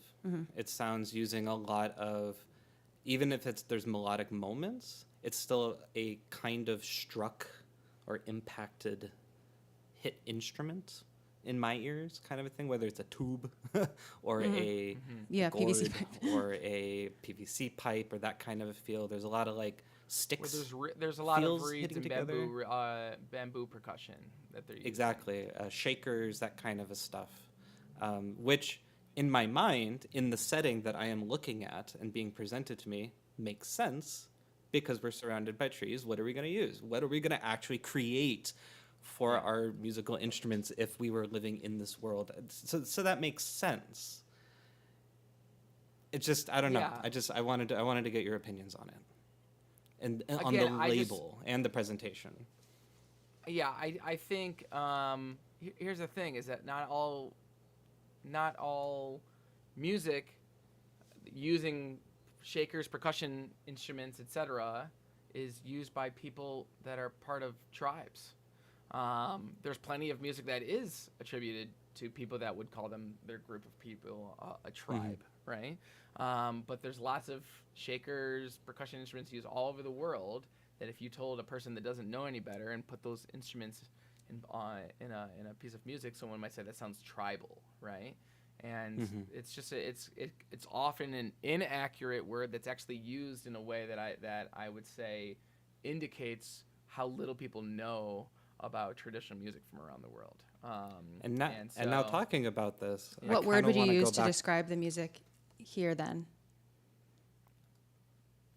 I Like would if you were just say doing the progressive. subtitles, obviously those descriptors are not light great. music. Yeah, lighthearted Light music. lighthearted music. Something like that. Well, now I kind of want to go back to Boba Fett, I mean, you which is say rhythmic and percussion go to music, you know, like rhythmic percussion. Yeah, no, I kind of want to go back to Boba Fett now and our the Tuscan dance around the fire, which I want to see what that was labeled as, because that's also drums. And a very oddly 4/4 feel that we had a great conversation about on that season of Right. Band Batch, but it was I don't know, it's just interesting. yeah, I think Curious if there's a better way to label, and Agreed. without while still taking these influences and still observing, say, yeah, this would make sense in world. How do we relabel it? Yeah, it has. I just think that the word tribal, I think promote like when people outside of cultures that use that word tribe or use that word tribal to describe music and cultures. I think it perpetuates like harmful historical stereotypes. I think. And so I never liked that word, and so I'd encouraged listeners to find more specific and accurate words to describe music that they hear when they hear music that brings up that descriptor for them. I'm Yeah, genuinely that's- curious. it I'm reminds- curious, like if we were to have some actionable like advice for people doing these subtitles, like I don't think they're gonna put. Like I wonder if we could land on like a, not that it's like our job right now, but like it does make me think like because it's easy for us to say that it doesn't work and that it shouldn't be that, but also given the very very vague nature of all of their descriptors, like the most common one they say is tense music, music, dramatic music, tense music, whatever. Ominous. What would be like another, they're not going to say percussion, percussive, blah, blah, blah. Playful, Playful music.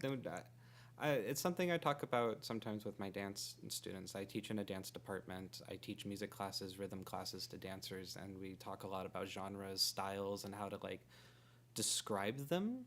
And I'm always encouraging people to come up with very interesting descriptive words, whether it's something as simple as lightly playful. Like that gives me a lot of information already without hearing what it could be. Even if it's something clicks. Percussive. I know we just said maybe percussive wouldn't be the right way to say it, but I think it would be, but I just know given find other ways. Yeah, find other ways of saying it. I mean, it's like it reminds me of in music class, music history class, learning about Igor Stravinsky and The Rite of Spring, one of my all-time favorite classical pieces or Western classical pieces. And then the word always associated with it was primitivism. Primitivism. And that was what Igor Stravinsky was trying to invoke, was the primitive nature of pagan Russia in these tribes of historical Russian culture, but it was called primitivism, and his response to that was to create very percussive, rhythmic, not very melodic stuff, which is interesting. Yeah, it is interesting because I try to think of like in what ways are words to describe music neutral and people's associations with them are what create, I don't know, conflict or trouble or whatever. And yeah, because as you talked it out, Justin, I mean, I guess it does make sense given when we looking at their environment, it's like, okay, so maybe these things aren't all like bad. Maybe it's not that they don't work, but something about it still feels off. And I think there's obviously no like just cut and dry answer to it, but it's a good conversation to just continually check in about. So yeah.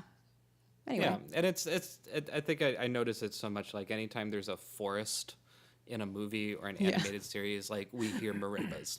We always hear marimbas or bamboo, kind of a thing. So maybe it's just also like a score trope. It's a trope for sure. At this point, where I'm like, there are other sounds of the forest that we it's can definitely a trope. I do think it. I mean, I get to see in many circumstances the result of those in terms of how miseducated people are on instruments and drumming cultures in the way that they describe the instruments. During performances, people coming up saying "great job on the bongos," right? When I'm playing an instrument from an entirely different continent, right? People saying things like, you'll be playing. It's just people saying that word primitive all the time. When if you study West African music, you'll know that the music is anything but primitive, right? It's like complicated. Some of the most wonderful. complicated music that's ever been created by human beings. It's incredibly complex.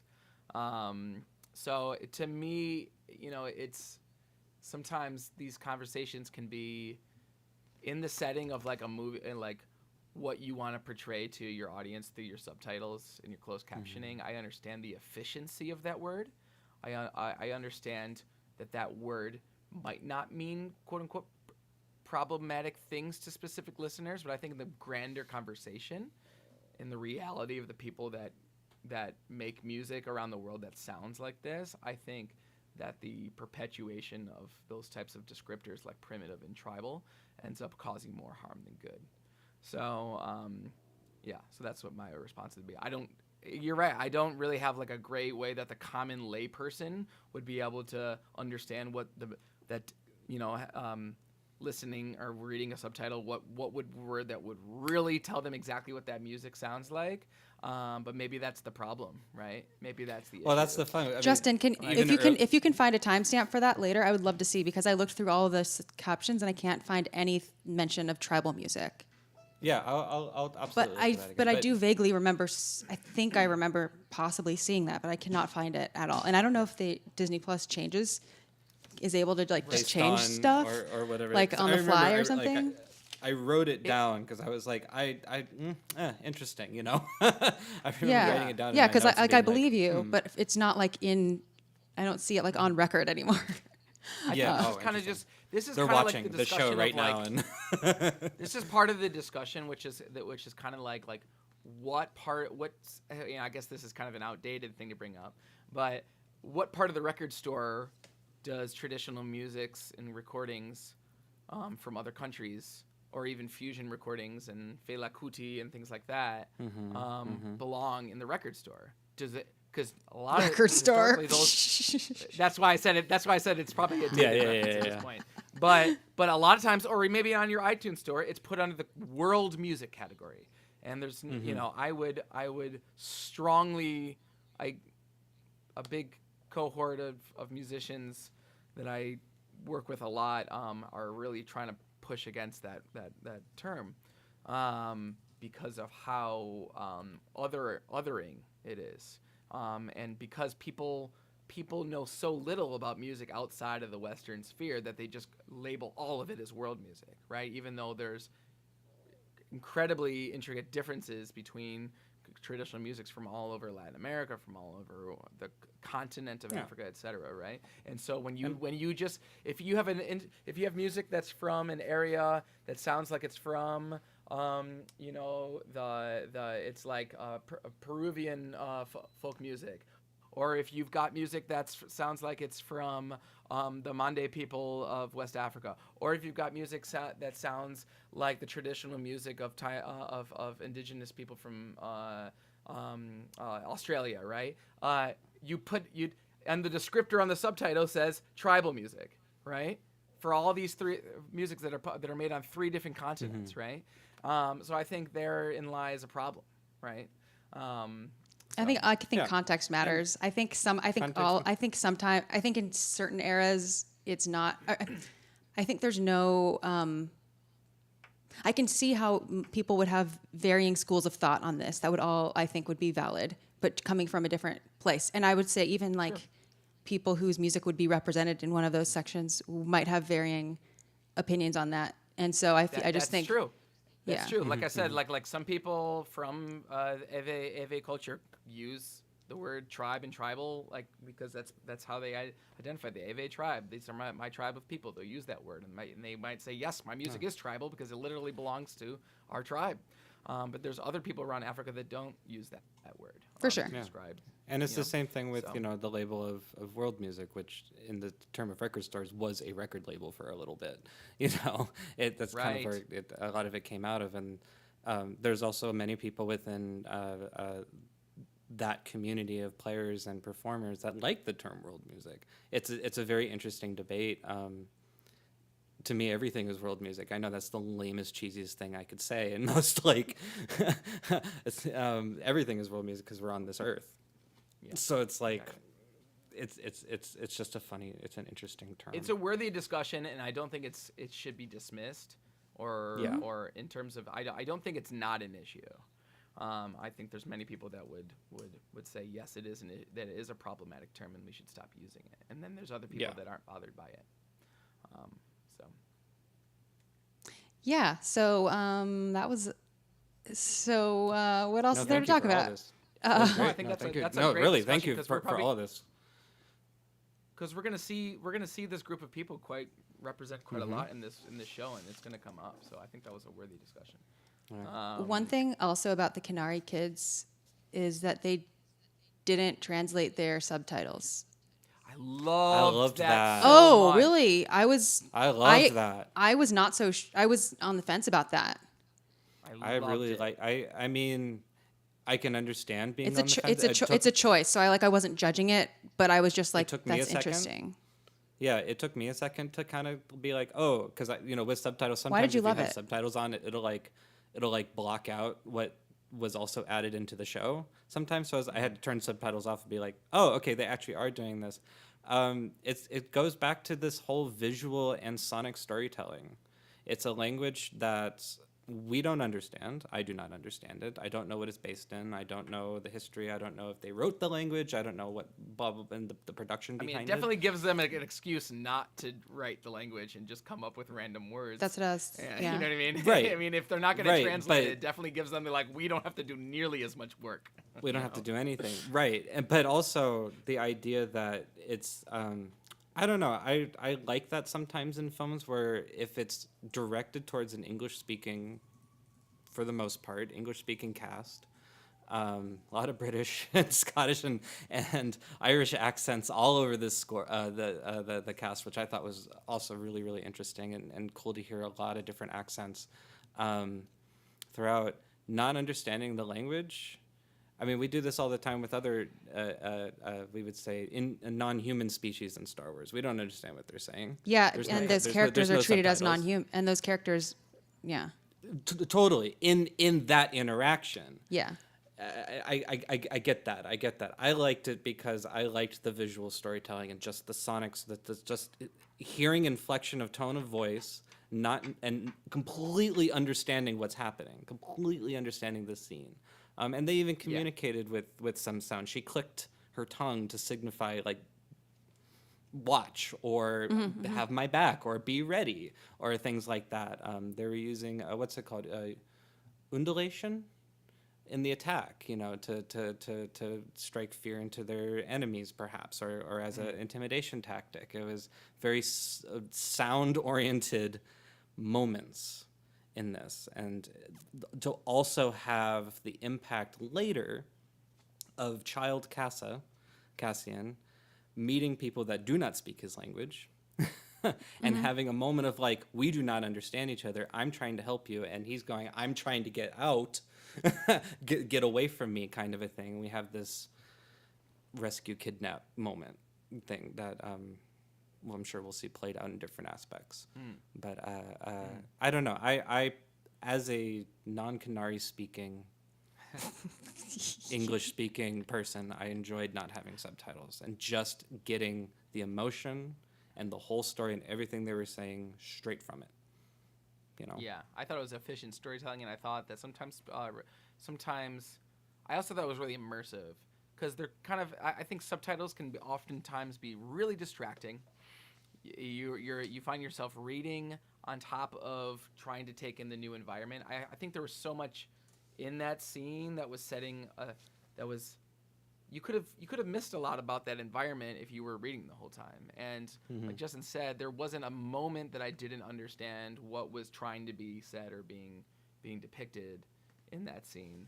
Like, I didn't find myself being, I wonder what they're saying, Like, I found it was very efficient storytelling and immersive. You get to see everything that's going on in that environment without having to worry about, like, oh, I also have to go back and forth between reading, what's being said. So I loved it, and it also just kind of let the language speak for itself in some ways.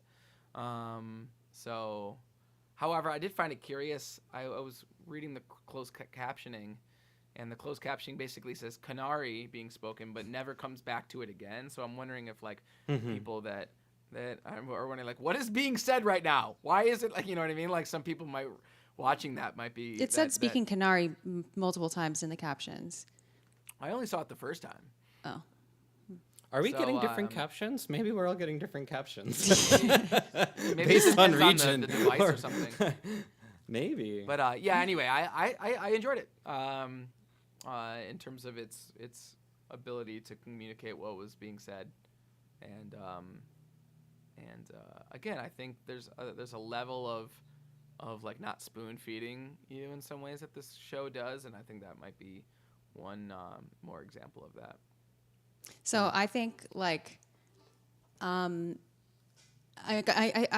hoping there's a reason. I'm hoping there's a storytelling reason for that. What were you going to say, Justin? I just found episode 1, 16 minutes, 10 seconds in. Sorry if this is kind of, that's my caption. It says tribal music. Episode 1? Episode 1, 16 minutes, 10 seconds in. Oh, okay, in the thank you. caption, says, that's where it says it. And I swear I saw it a couple other places because I think I noticed it again when I was like, oh, there's that word again in episode 2, right before the ship attack, is when I wrote it down in my notes to talk about. It was, I wrote, tribal percussion for ship attack, discuss. Oh, okay. You said 1621, you said? Yeah, in episode 1, but it appeared again in 2. Okay. I know it did. Interesting. I'm at 1624 and I'm not in a completely different scene, so I don't. Oh, 1610? Oh, I'm sorry. That's the that's the amount of time left in the episode. I hate one. This is my mouse is covering the time. 25 minutes and 3 seconds. Okay. I'm watching it now. Yep, I see it now. Yep. I see. Yeah, it's like that PVC pipe.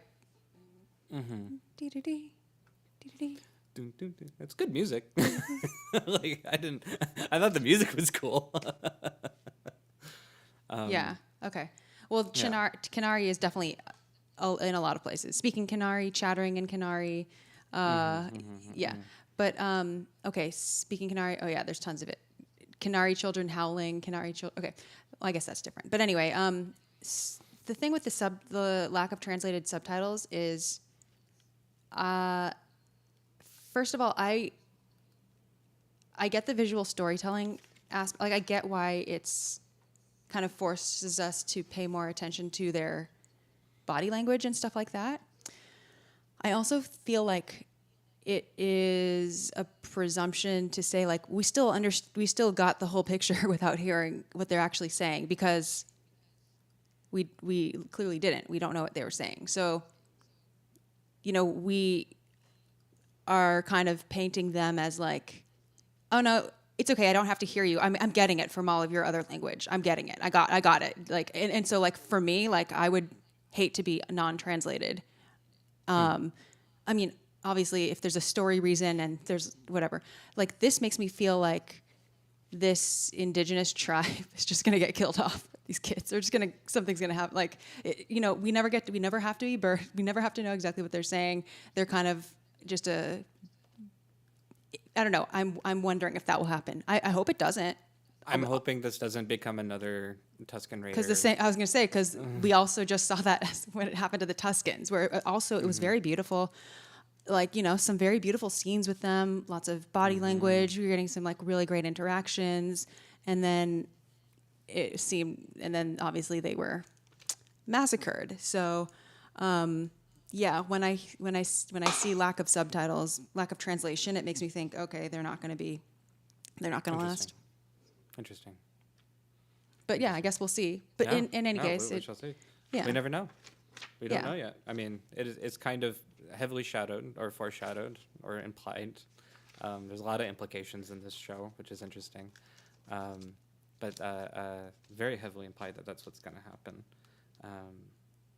Interesting. Oh, and to be clear, it doesn't bother. Like, I like it when it's like a language that people on Earth speak. So, like when it happens with Spanish or something, I think I tend to find that completely fine, because there are people in the audience who speak Spanish for whom they will get that, and people who speak English won't get it. Only speak English won't get that. And I think, but in the case of a fictional language like Canary, no one gets it. So it's sort of like a narrative choice to withhold the content of these characters' words from all of the audience, not just to appeal to a select group that doesn't always get their language represented. So anyway, I'm not saying it's like necessarily bad, or that it didn't really bother me either, and because I loved those scenes. Like I loved the kid. Like that was the first thing I said. I love those Canary kids. But it's just something in the back of my mind as a choice. And actually, with that, interestingly enough, talking about language, I kind of mentioned. I wrote this down. That just the number of varying accents that we're hearing. It to me it shows one, just diversity of where people are coming from to this town of work.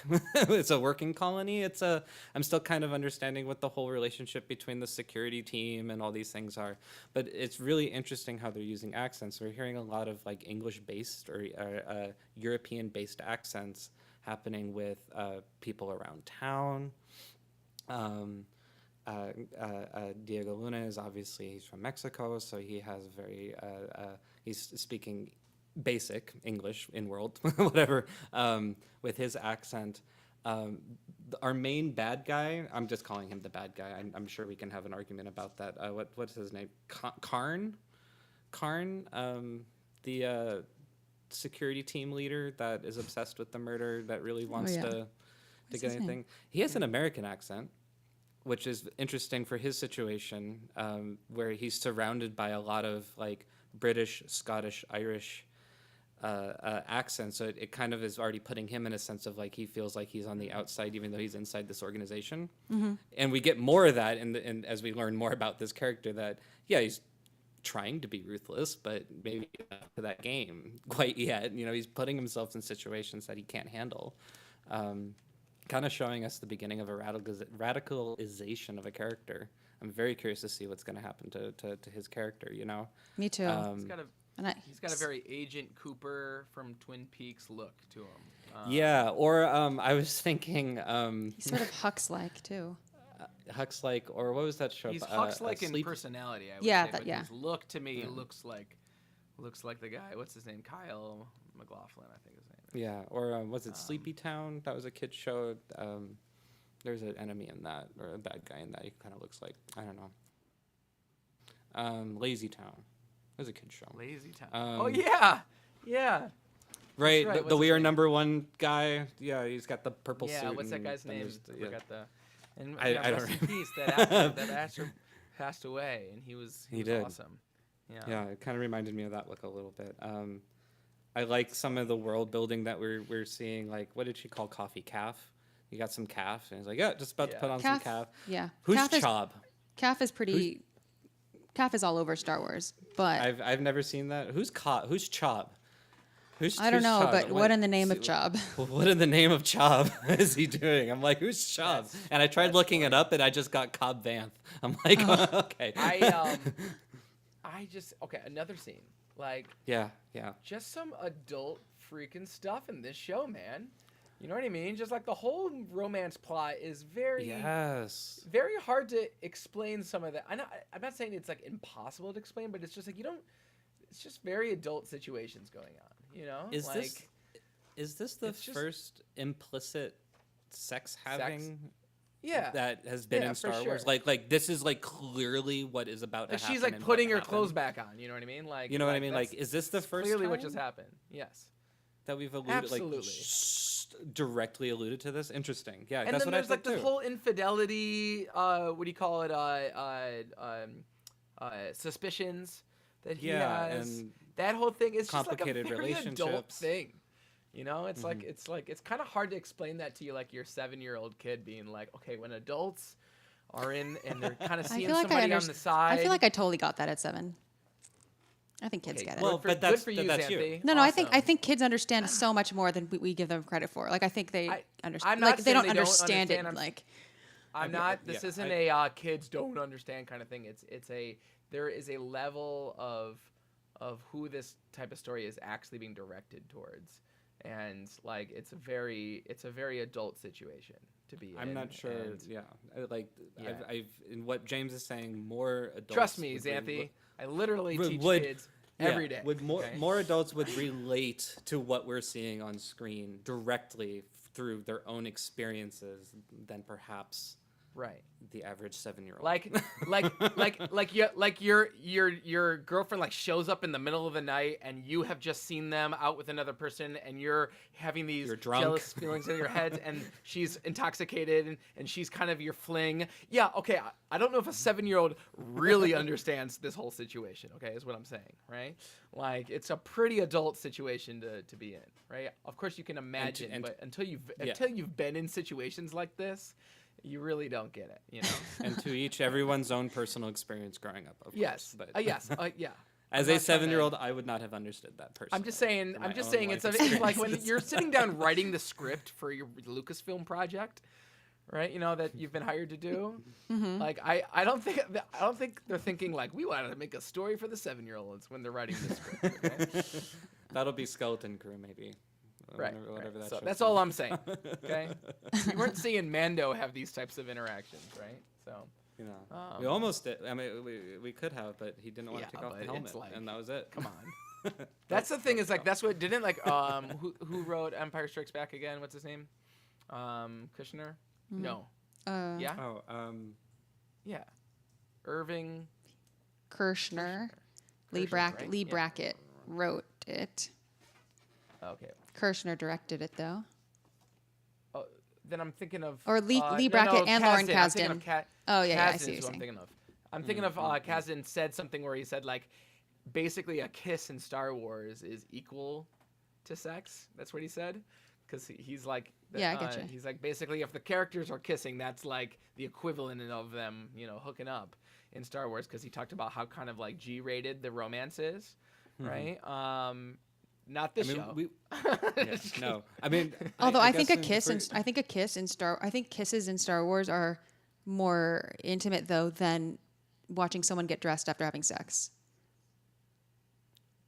because we're Right, not because- actually, unless you're having a full-on sex scene, you know, it's What do not. you mean by it's- intimate? right. What do you mean by intimate? Because in Star Wars, when we see Han and Leia kiss, like we're seeing them in the moment of their passion, even though it's just a kiss. We're seeing them in the moment. Whereas here, we're not literally watching them have sex. It's Yeah, no, implied, so it's not. Yeah. Right. So for me, it's not like just the act.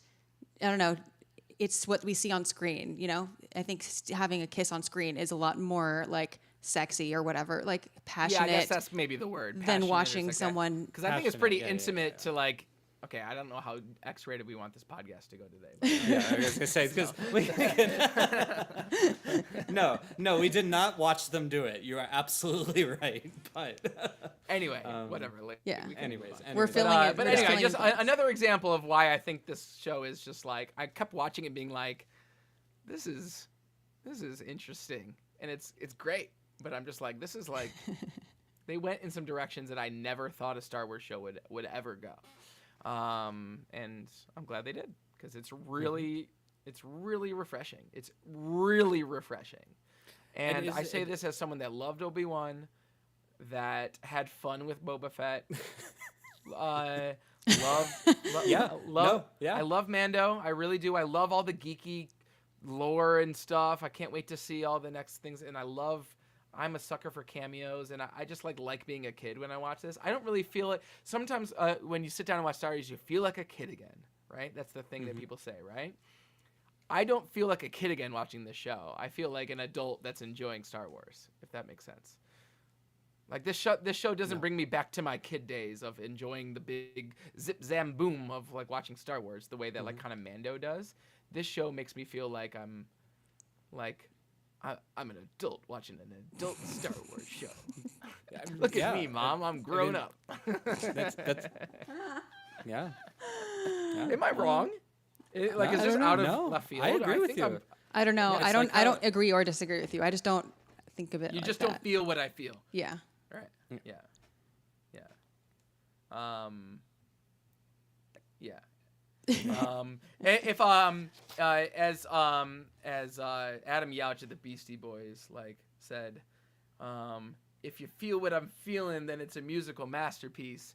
If you hear what I'm saying, well, that's cool at least, right? So. Okay. Deep cut. Anyway. Band Batch, the only place where this- you can get Beastie Boys, Igor Stravinsky, and Star Wars all in the same music podcast. And rock drums. Yes. I think what this Lord. reminds me of so far, one thing that it reminds me of is the Thrawn books.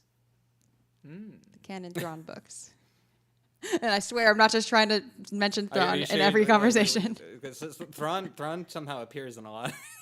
Yeah. Not because I Somehow. think there's any crossover Somehow Somehow Thrawn Thrawn has is returned. Thrawn's gonna come out. I gotta read these books, I guess. I gotta understand finally.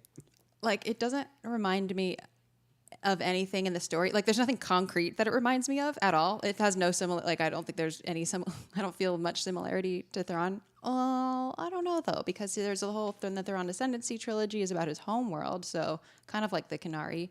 But the reason it reminds me of the feeling I get when I read Thrawn is because Thrawn is like, the Thrawn stuff, the Chiss, and I'm not talking about the Heir to the Empire trilogy. That does not count. That's not Thrawn. I mean, it is Thrawn, but that is Thrawn, but Thrawn's not the main character. It's like Luke and Han and Leia are the main character, and Thrawn is just like the bad guy. You don't get to know like Thrawn's world and his upbringing and stuff. So I'm talking about canon Thrawn books. It's a fully like immersive, pretty outside of the rest, like kind of outside of the rest of Star Wars. Like, I love the Thrawn books and you know, the Thrawn trilogy and the Thrawn Ascendancy trilogy, because I'm like,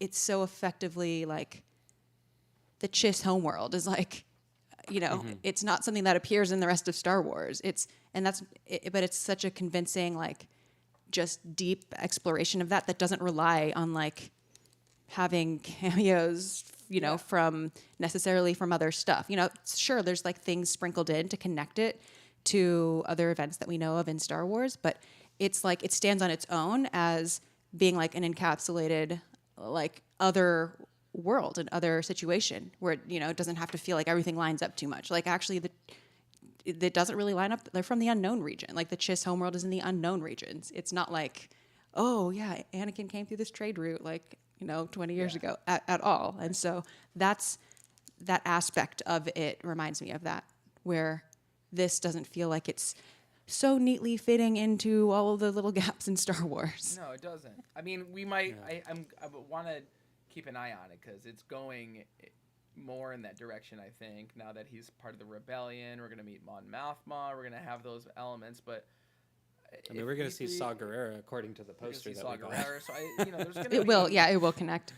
But yeah. it won't be. I think it's. But that's okay. I think connecting is fine. It's just as long as you, Yeah, I like. what I I'm saying is like I think if this is the way that they're already going about the series, gives me good hope that the way that they bring in Mon Mothma is gonna feel, and other characters is gonna feel really good, and it's gonna be.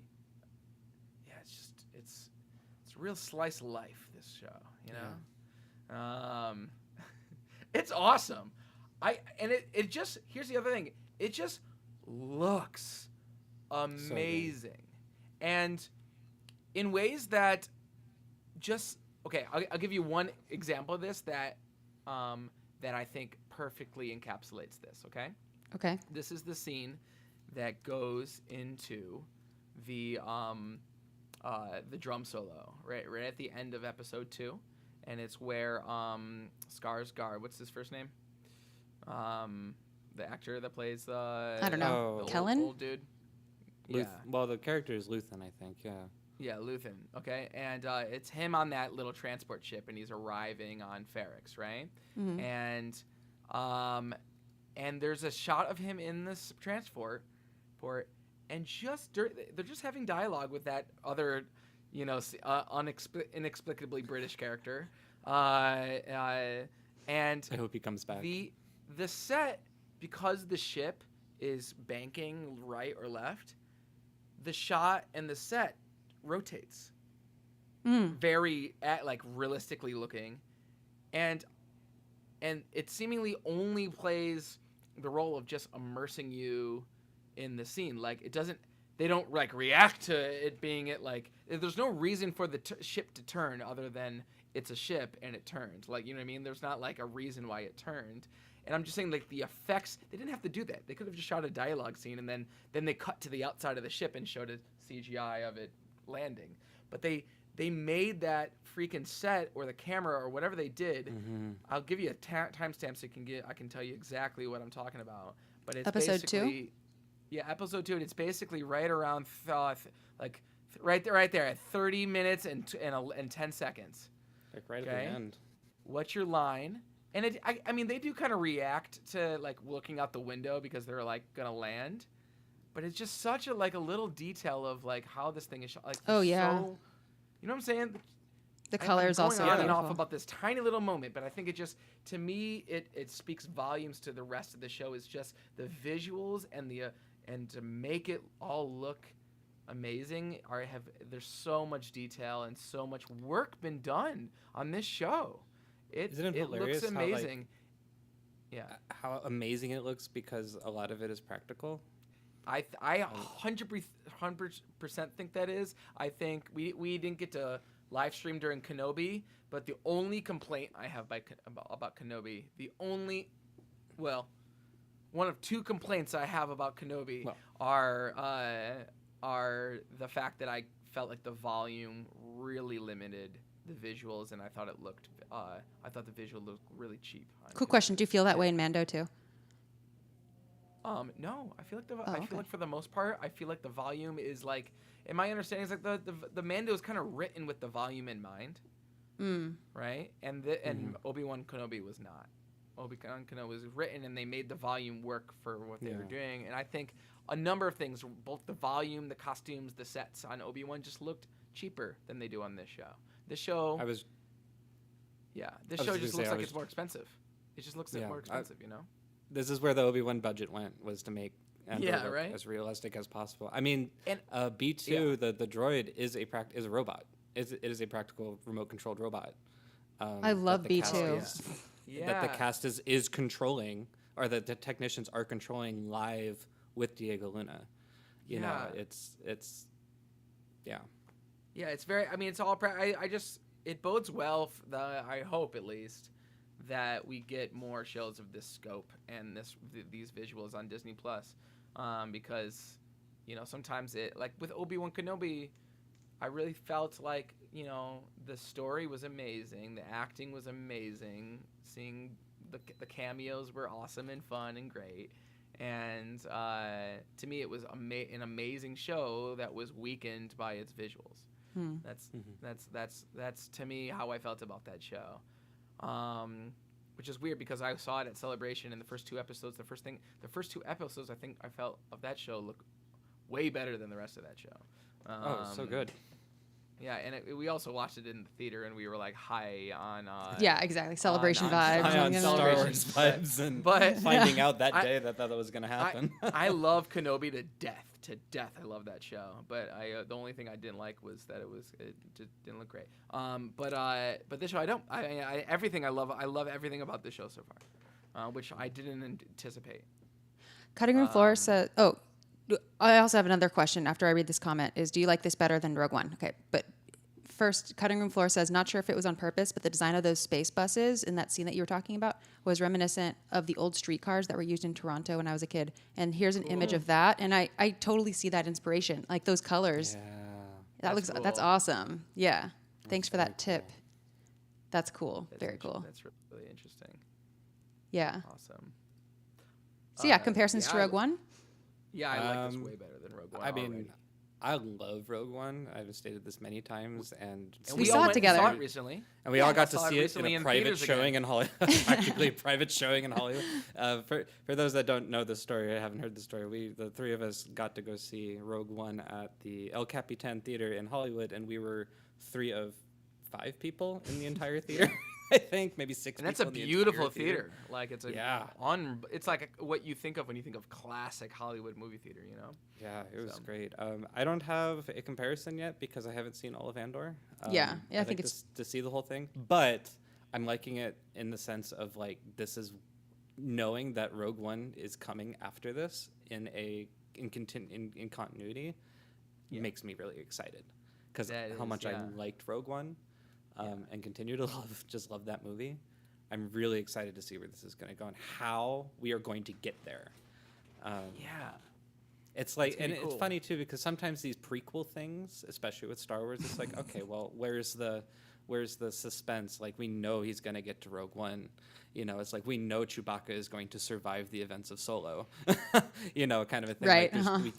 we can't have tension there. We can't have any like life-threatening tension. But I feel like how they're going to go about this, we're gonna have some moments, especially with Cassian, like see this character transformation very slowly, and get some real life-threatening situations for other characters that we don't know yet. It'll be interesting. I love, and I have to say, like watching Rogue One again with y'all, that I think made me love that movie more. And I think I didn't, you know, I just remember going into that movie as like a weary, like a just kind of like as a Star Wars fan that was like not totally on board with the new stuff yet. Do you mean when you first saw Rogue One? When I first saw Rogue One, and kind of being like, what is this movie? It felt like like when I first movie, like it looked amazing and it was fun, but it felt like I was getting used to the idea that people that weren't George Lucas were making Star Wars now. And it felt like, oh my gosh, this is clearly made by like people that are fans of Star Wars rather than the people that make Star Wars, quote unquote. Does that make sense? Did you not like You know, Force like, Awakens? I did not like Force Oh, Awakens. okay, when I can first see that when then. when I watch it. Okay. And I was like, I felt but I like Force Awakens now. Uh-huh. But I didn't at first, and I think I was just getting used to the fact that this is like where Star Wars was going, right? And so when I first watched Rogue One, I very much felt like what freaking nerd Star Wars fans made this movie? This feels like everything that a Star Wars fan would do, you know, like especially with those 2 stupid cameos in that movie. I think that was one that I was just like, what is this movie, right? Okay. And then I watched it again after that, like when it first came out, and I liked it way more. I think I usually have these weird, like, gross reactions to like lots of things, and then I'm like, ooh, I like that a lot.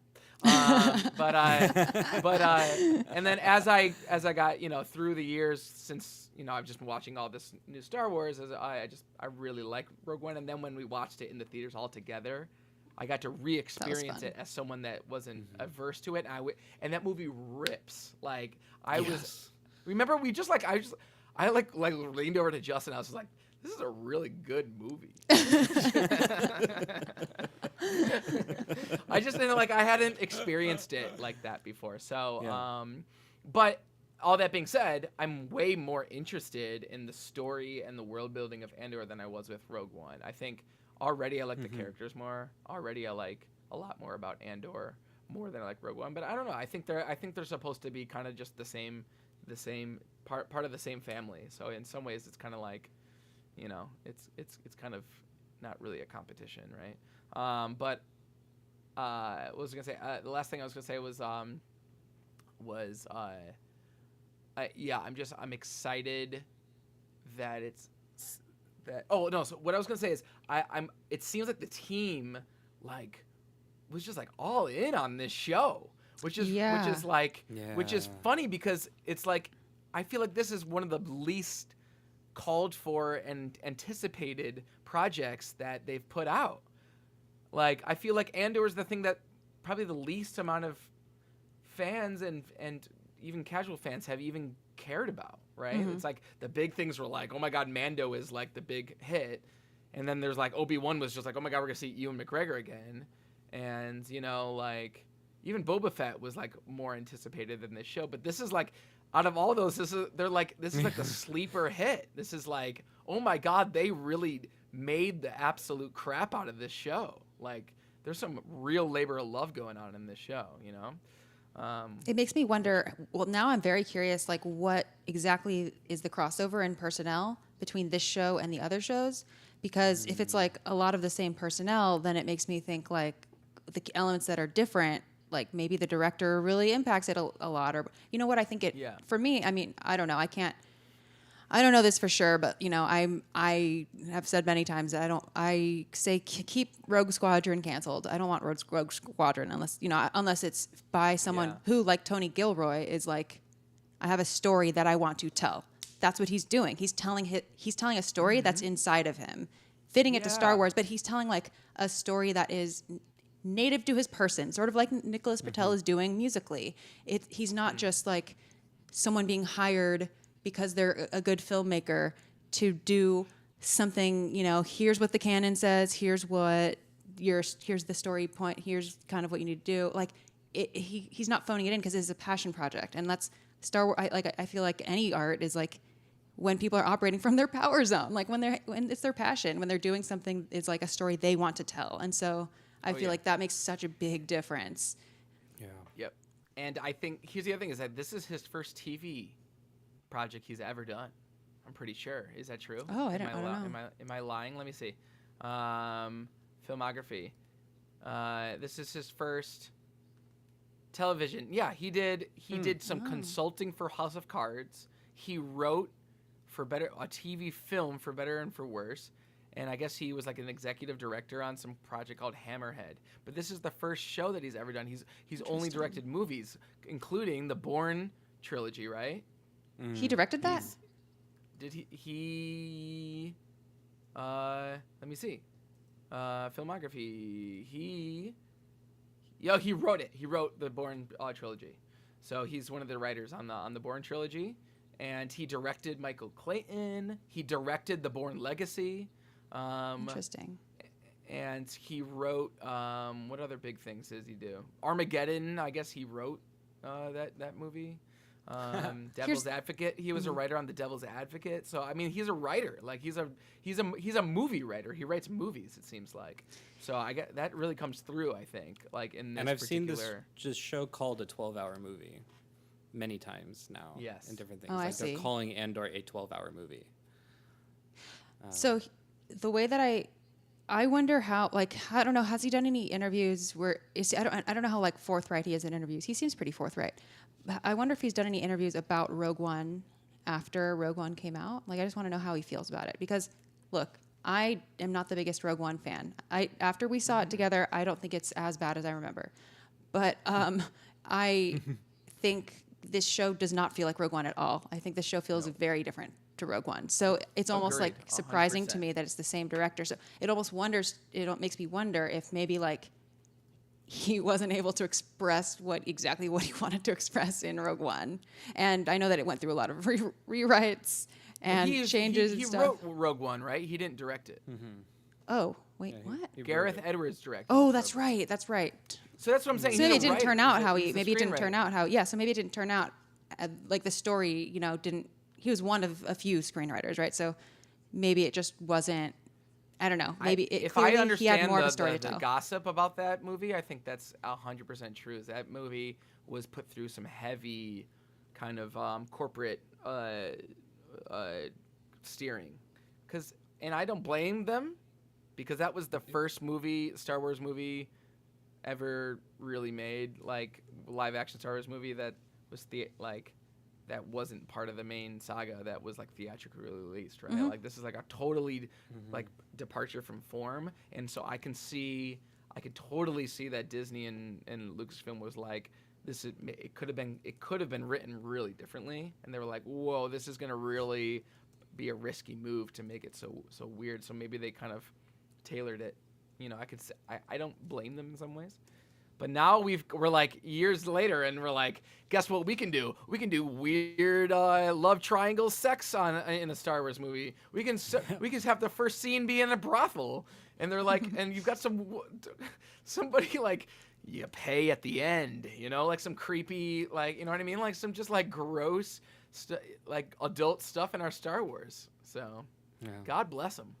Cutting Room Floor says he came in to fix the movie. He was brought in near the last half of the production. Oh, Oh, he interesting. was okay. So then nix everything I just said. Okay.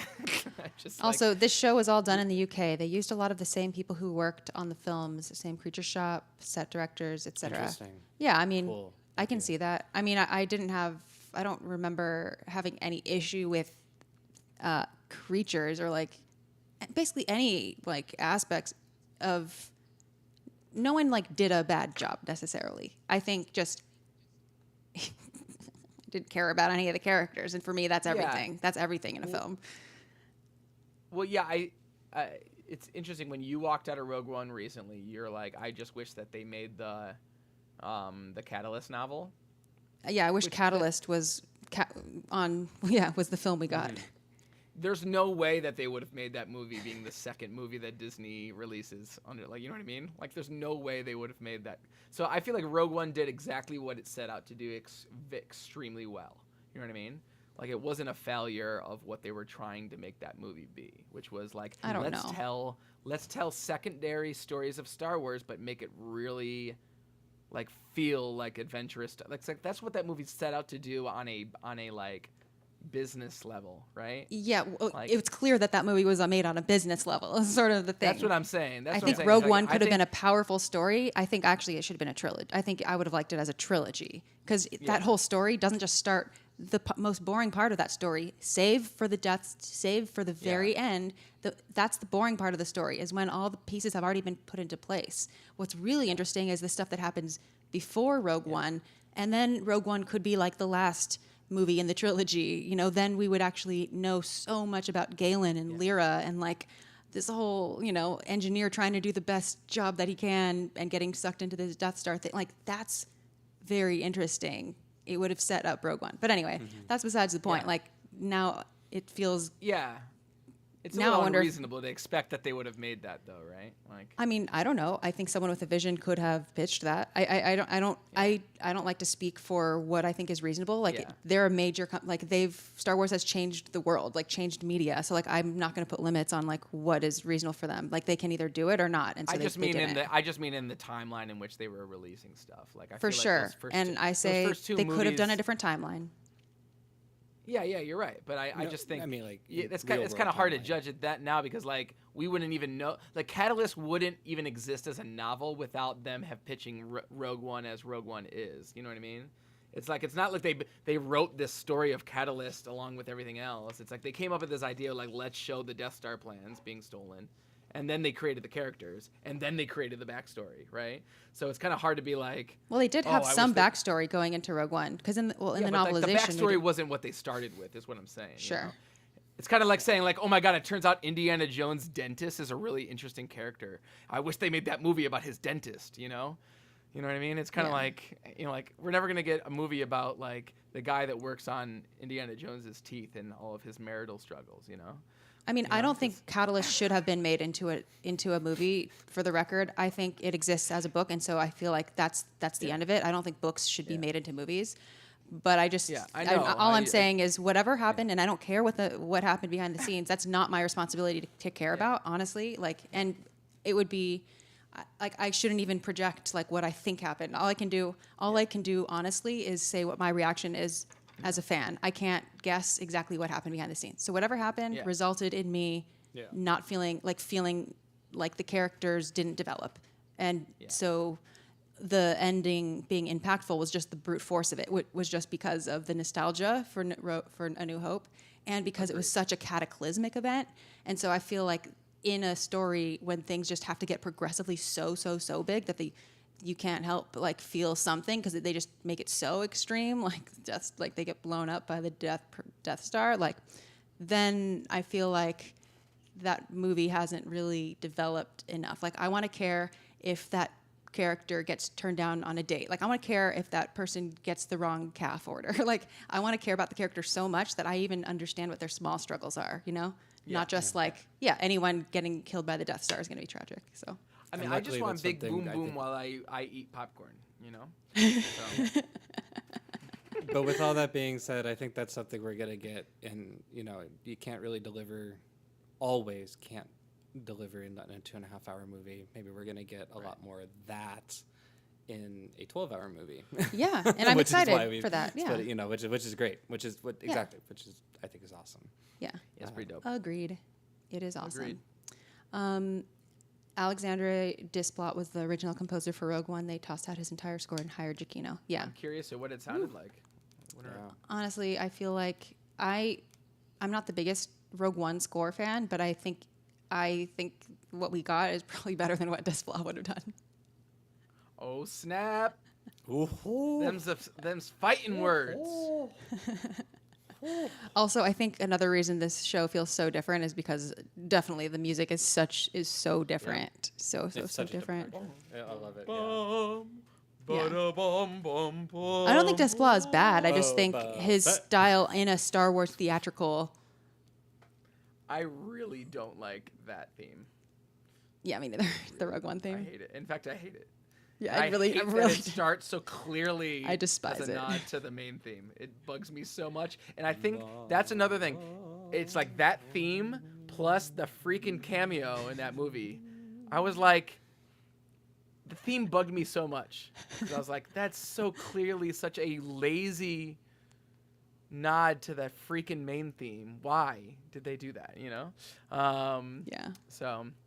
Well, yeah. I mean, when we saw it together, and okay, we're off topic now, so we'll end in a second. But like when we saw it together, it did make me think like, okay, it wasn't as bad as I remember it, the score, and it's because like I have sort of been judging it because the things that I like hate about the score are so big, not hate, but like the things that bother me about the score that take me out of it are just more powerful than the things that actually.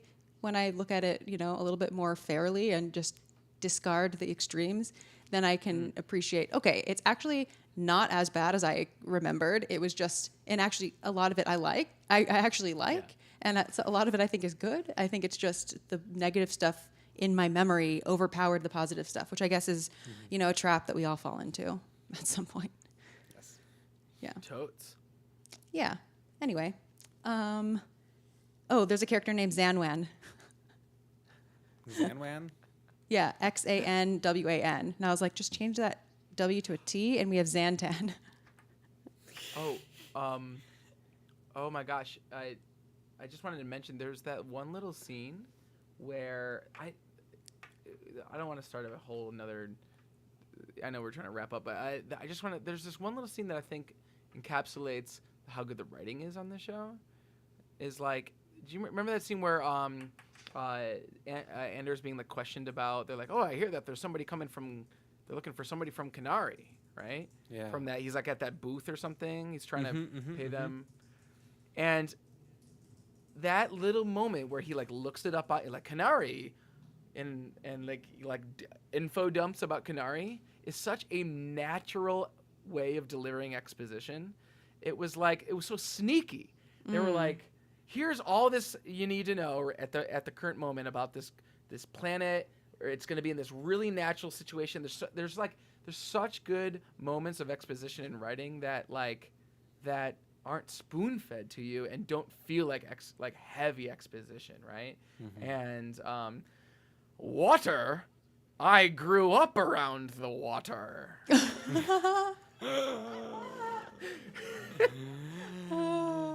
Oh. Remember that? Yes. Okay. The so fens and the I- ferns. I didn't, but thank you for reminding me. So that's what I'm saying. Is like the writing is so. I just wanted to mention that one scene because when I was watching it, I was like, "You sneaky! Like that doesn't need to be. You tricked me with that. You gave me a bunch of information about world building without making me realize that you were dumping it on me right now. Yeah. There's a lot of. I mean, usually Star Wars has these nice built-in mission briefs because it's usually like military-oriented, where you can just find out everything you need to know about something during their roundtable discussions before they go on a mission, and it doesn't strike you as odd that they're telling you everything that you need to know. But it's hard to do that when it's not involving military things like this, So anyway, I thought that was or it's not a situation of like, let me set the scene. Let me tell you the story of my youth real quick in this 30-second montage, and it's nice. Yeah. Really good writing. Good. Really, writing. yeah, I think the writing is excellent. So the let's see, all the devices. We'll talk more about sound design next week, perhaps, because there's lots of cool sound design sequences and stuff. Too much. It'll be nice to talk about one episode next week and not three. Yeah, for sure. Yeah. So. Shout out to all the telecommunication sounds, the garbled Yes. things, the That electrical Star Wars room.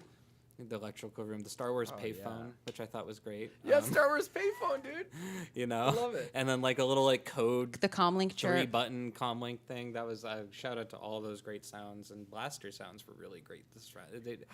I felt like they were And the just droid, the generic, the new droid too. and the new droid was fantastic. Shout out to all that sound, all those sound effects. Great mixing. Xanthe, are we doing call-ins ever? Do you ever want to do that? Oh yeah, I just saw. we theoretically could. We could. A call in?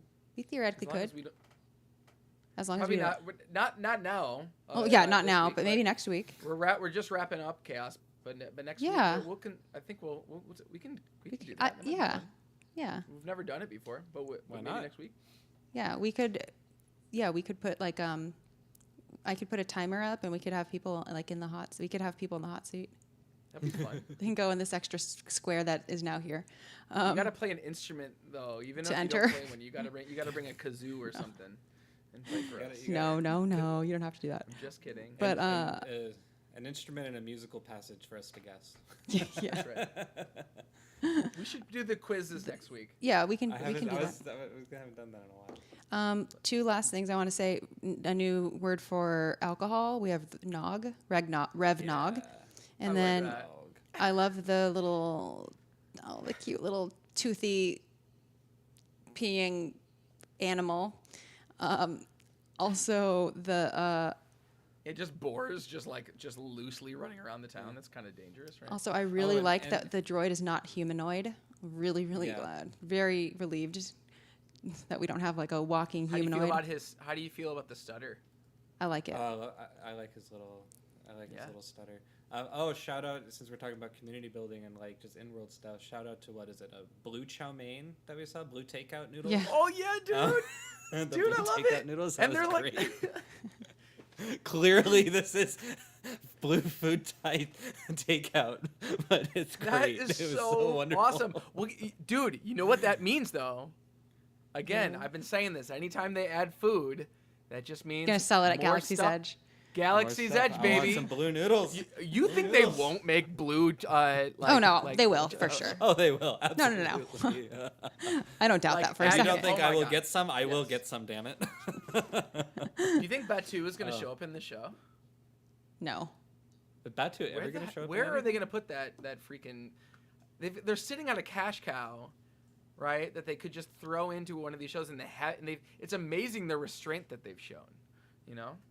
Is it? You gotta go Is to, it? No, it's because they want you to go to Disneyland to experience it. They don't I wanna- think it's amazing. I think considering, I think it's amazing considering how shameless they usually are. Like the Princess and the Scoundrel. They've done They haven't really done that yet. Don't talk to me about that. Oh, I'm still sore from that. I book. know, but they That's haven't another done it in any of the episode. shows. Which they've had that theme park for how many years now, and they haven't put it in a single cartoon or show. Like, bravo, Disney. I'm not giving them surprised. props for that. No, they want to go to Disneyland. Because it doesn't want matter you if to it's go in to a show Disneyland. or not. They're gonna sell the stuff there anyway. And now it's like not even Mando's there. You know, they're kind of starting to break. They trap themselves. I bet I'll be by in Mando. saying I bet I'm just it's specifically dude, this part of the show. all I'm saying is that when they announce Galaxy's Edge, I'm like, oh, they're definitely gonna put that in like like a million shows, so they can like. They've been putting it in books, is where they've been concentrating it. Yeah, you know where all the public's eyes are. Yeah. And So. cruise adventures. Yeah. Anyway, that's funny. Yeah, a lot of names are behind the green glass doors. The other thing that I was noticing, so many of them. Behind Like- green glass doors. The green, or yeah, you know, like when something's behind. I don't know. It's a game when you're like, green glass. If names are behind the green glass door, or words are behind the green glass door, if they have double letters, like Casa, Ferrix, Jezzy, Oh. like. Green glass door, because all of those have double 'Cause- letters. I understand. Yeah. So like Okay. many names, and it really stood out to Yeah, me. I've I was never like, heard that. I've never heard of that game before. okay, yeah, it was extremely prominent, and I tried to write down the names. It was like Ferrix, Casa, Jeef, Jezzy, interesting. Femi, Brasso, even Yeah. Casa. Oh, I already said Casa, but like Marva, even with 2 A's. You know, it was many names. Wow, that's interesting. Yeah, right? I spelled some of them wrong, autocorrect. But yeah, Wow. it was like lots of Maria. That would be a funny Star Wars name. Maria, just Maria. Maria. Yeah. So yeah, I wonder if that has any. I wonder if we're gonna get Vix's name that has. I wonder if we're gonna get Vixely. we're gonna get a Be like new Vix. Bix variation that has a double letter at some point. 2 But X's. yeah. There we go. That's All double letters. Maybe should we spell all of our names with double letters next week Sure. on our stream? Sure. Got it. You can call me James. Well, it's kind of like Luke. Yeah. From Legends, right? Yeah. Someone on Twitter was like, "They're all clones." I was like, Luke. That's cool. That was Man, Rick. I'm glad you told me about this game. That's like a new phrase I'm going to use Never from heard now of this. on. Yeah. I've never even heard of that game before. Interesting. Yeah. Interesting. Brasso is a good Polish, Polish. like sausage. Yo, how much of a Polish. homeboy is Brasso, Like right? varnish and polish. Like, that's his friend, right? That he goes up to, right? Yeah, Brasso. Like how Poor much? Brasso. How much of a wingman is that guy? Guy comes up to him in the middle of the day and he's just like, "Listen, I'm not gonna tell you what's going on, but I need you to basically create an elaborate alibi for me, please."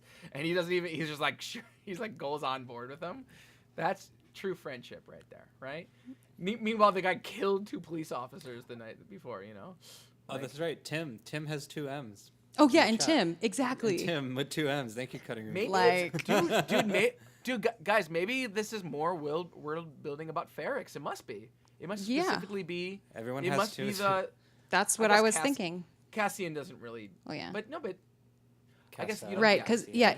at first I thought it was at first I thought it was Ferrix world building, and then I was like Kenari world building, but no, it's kind of mixed.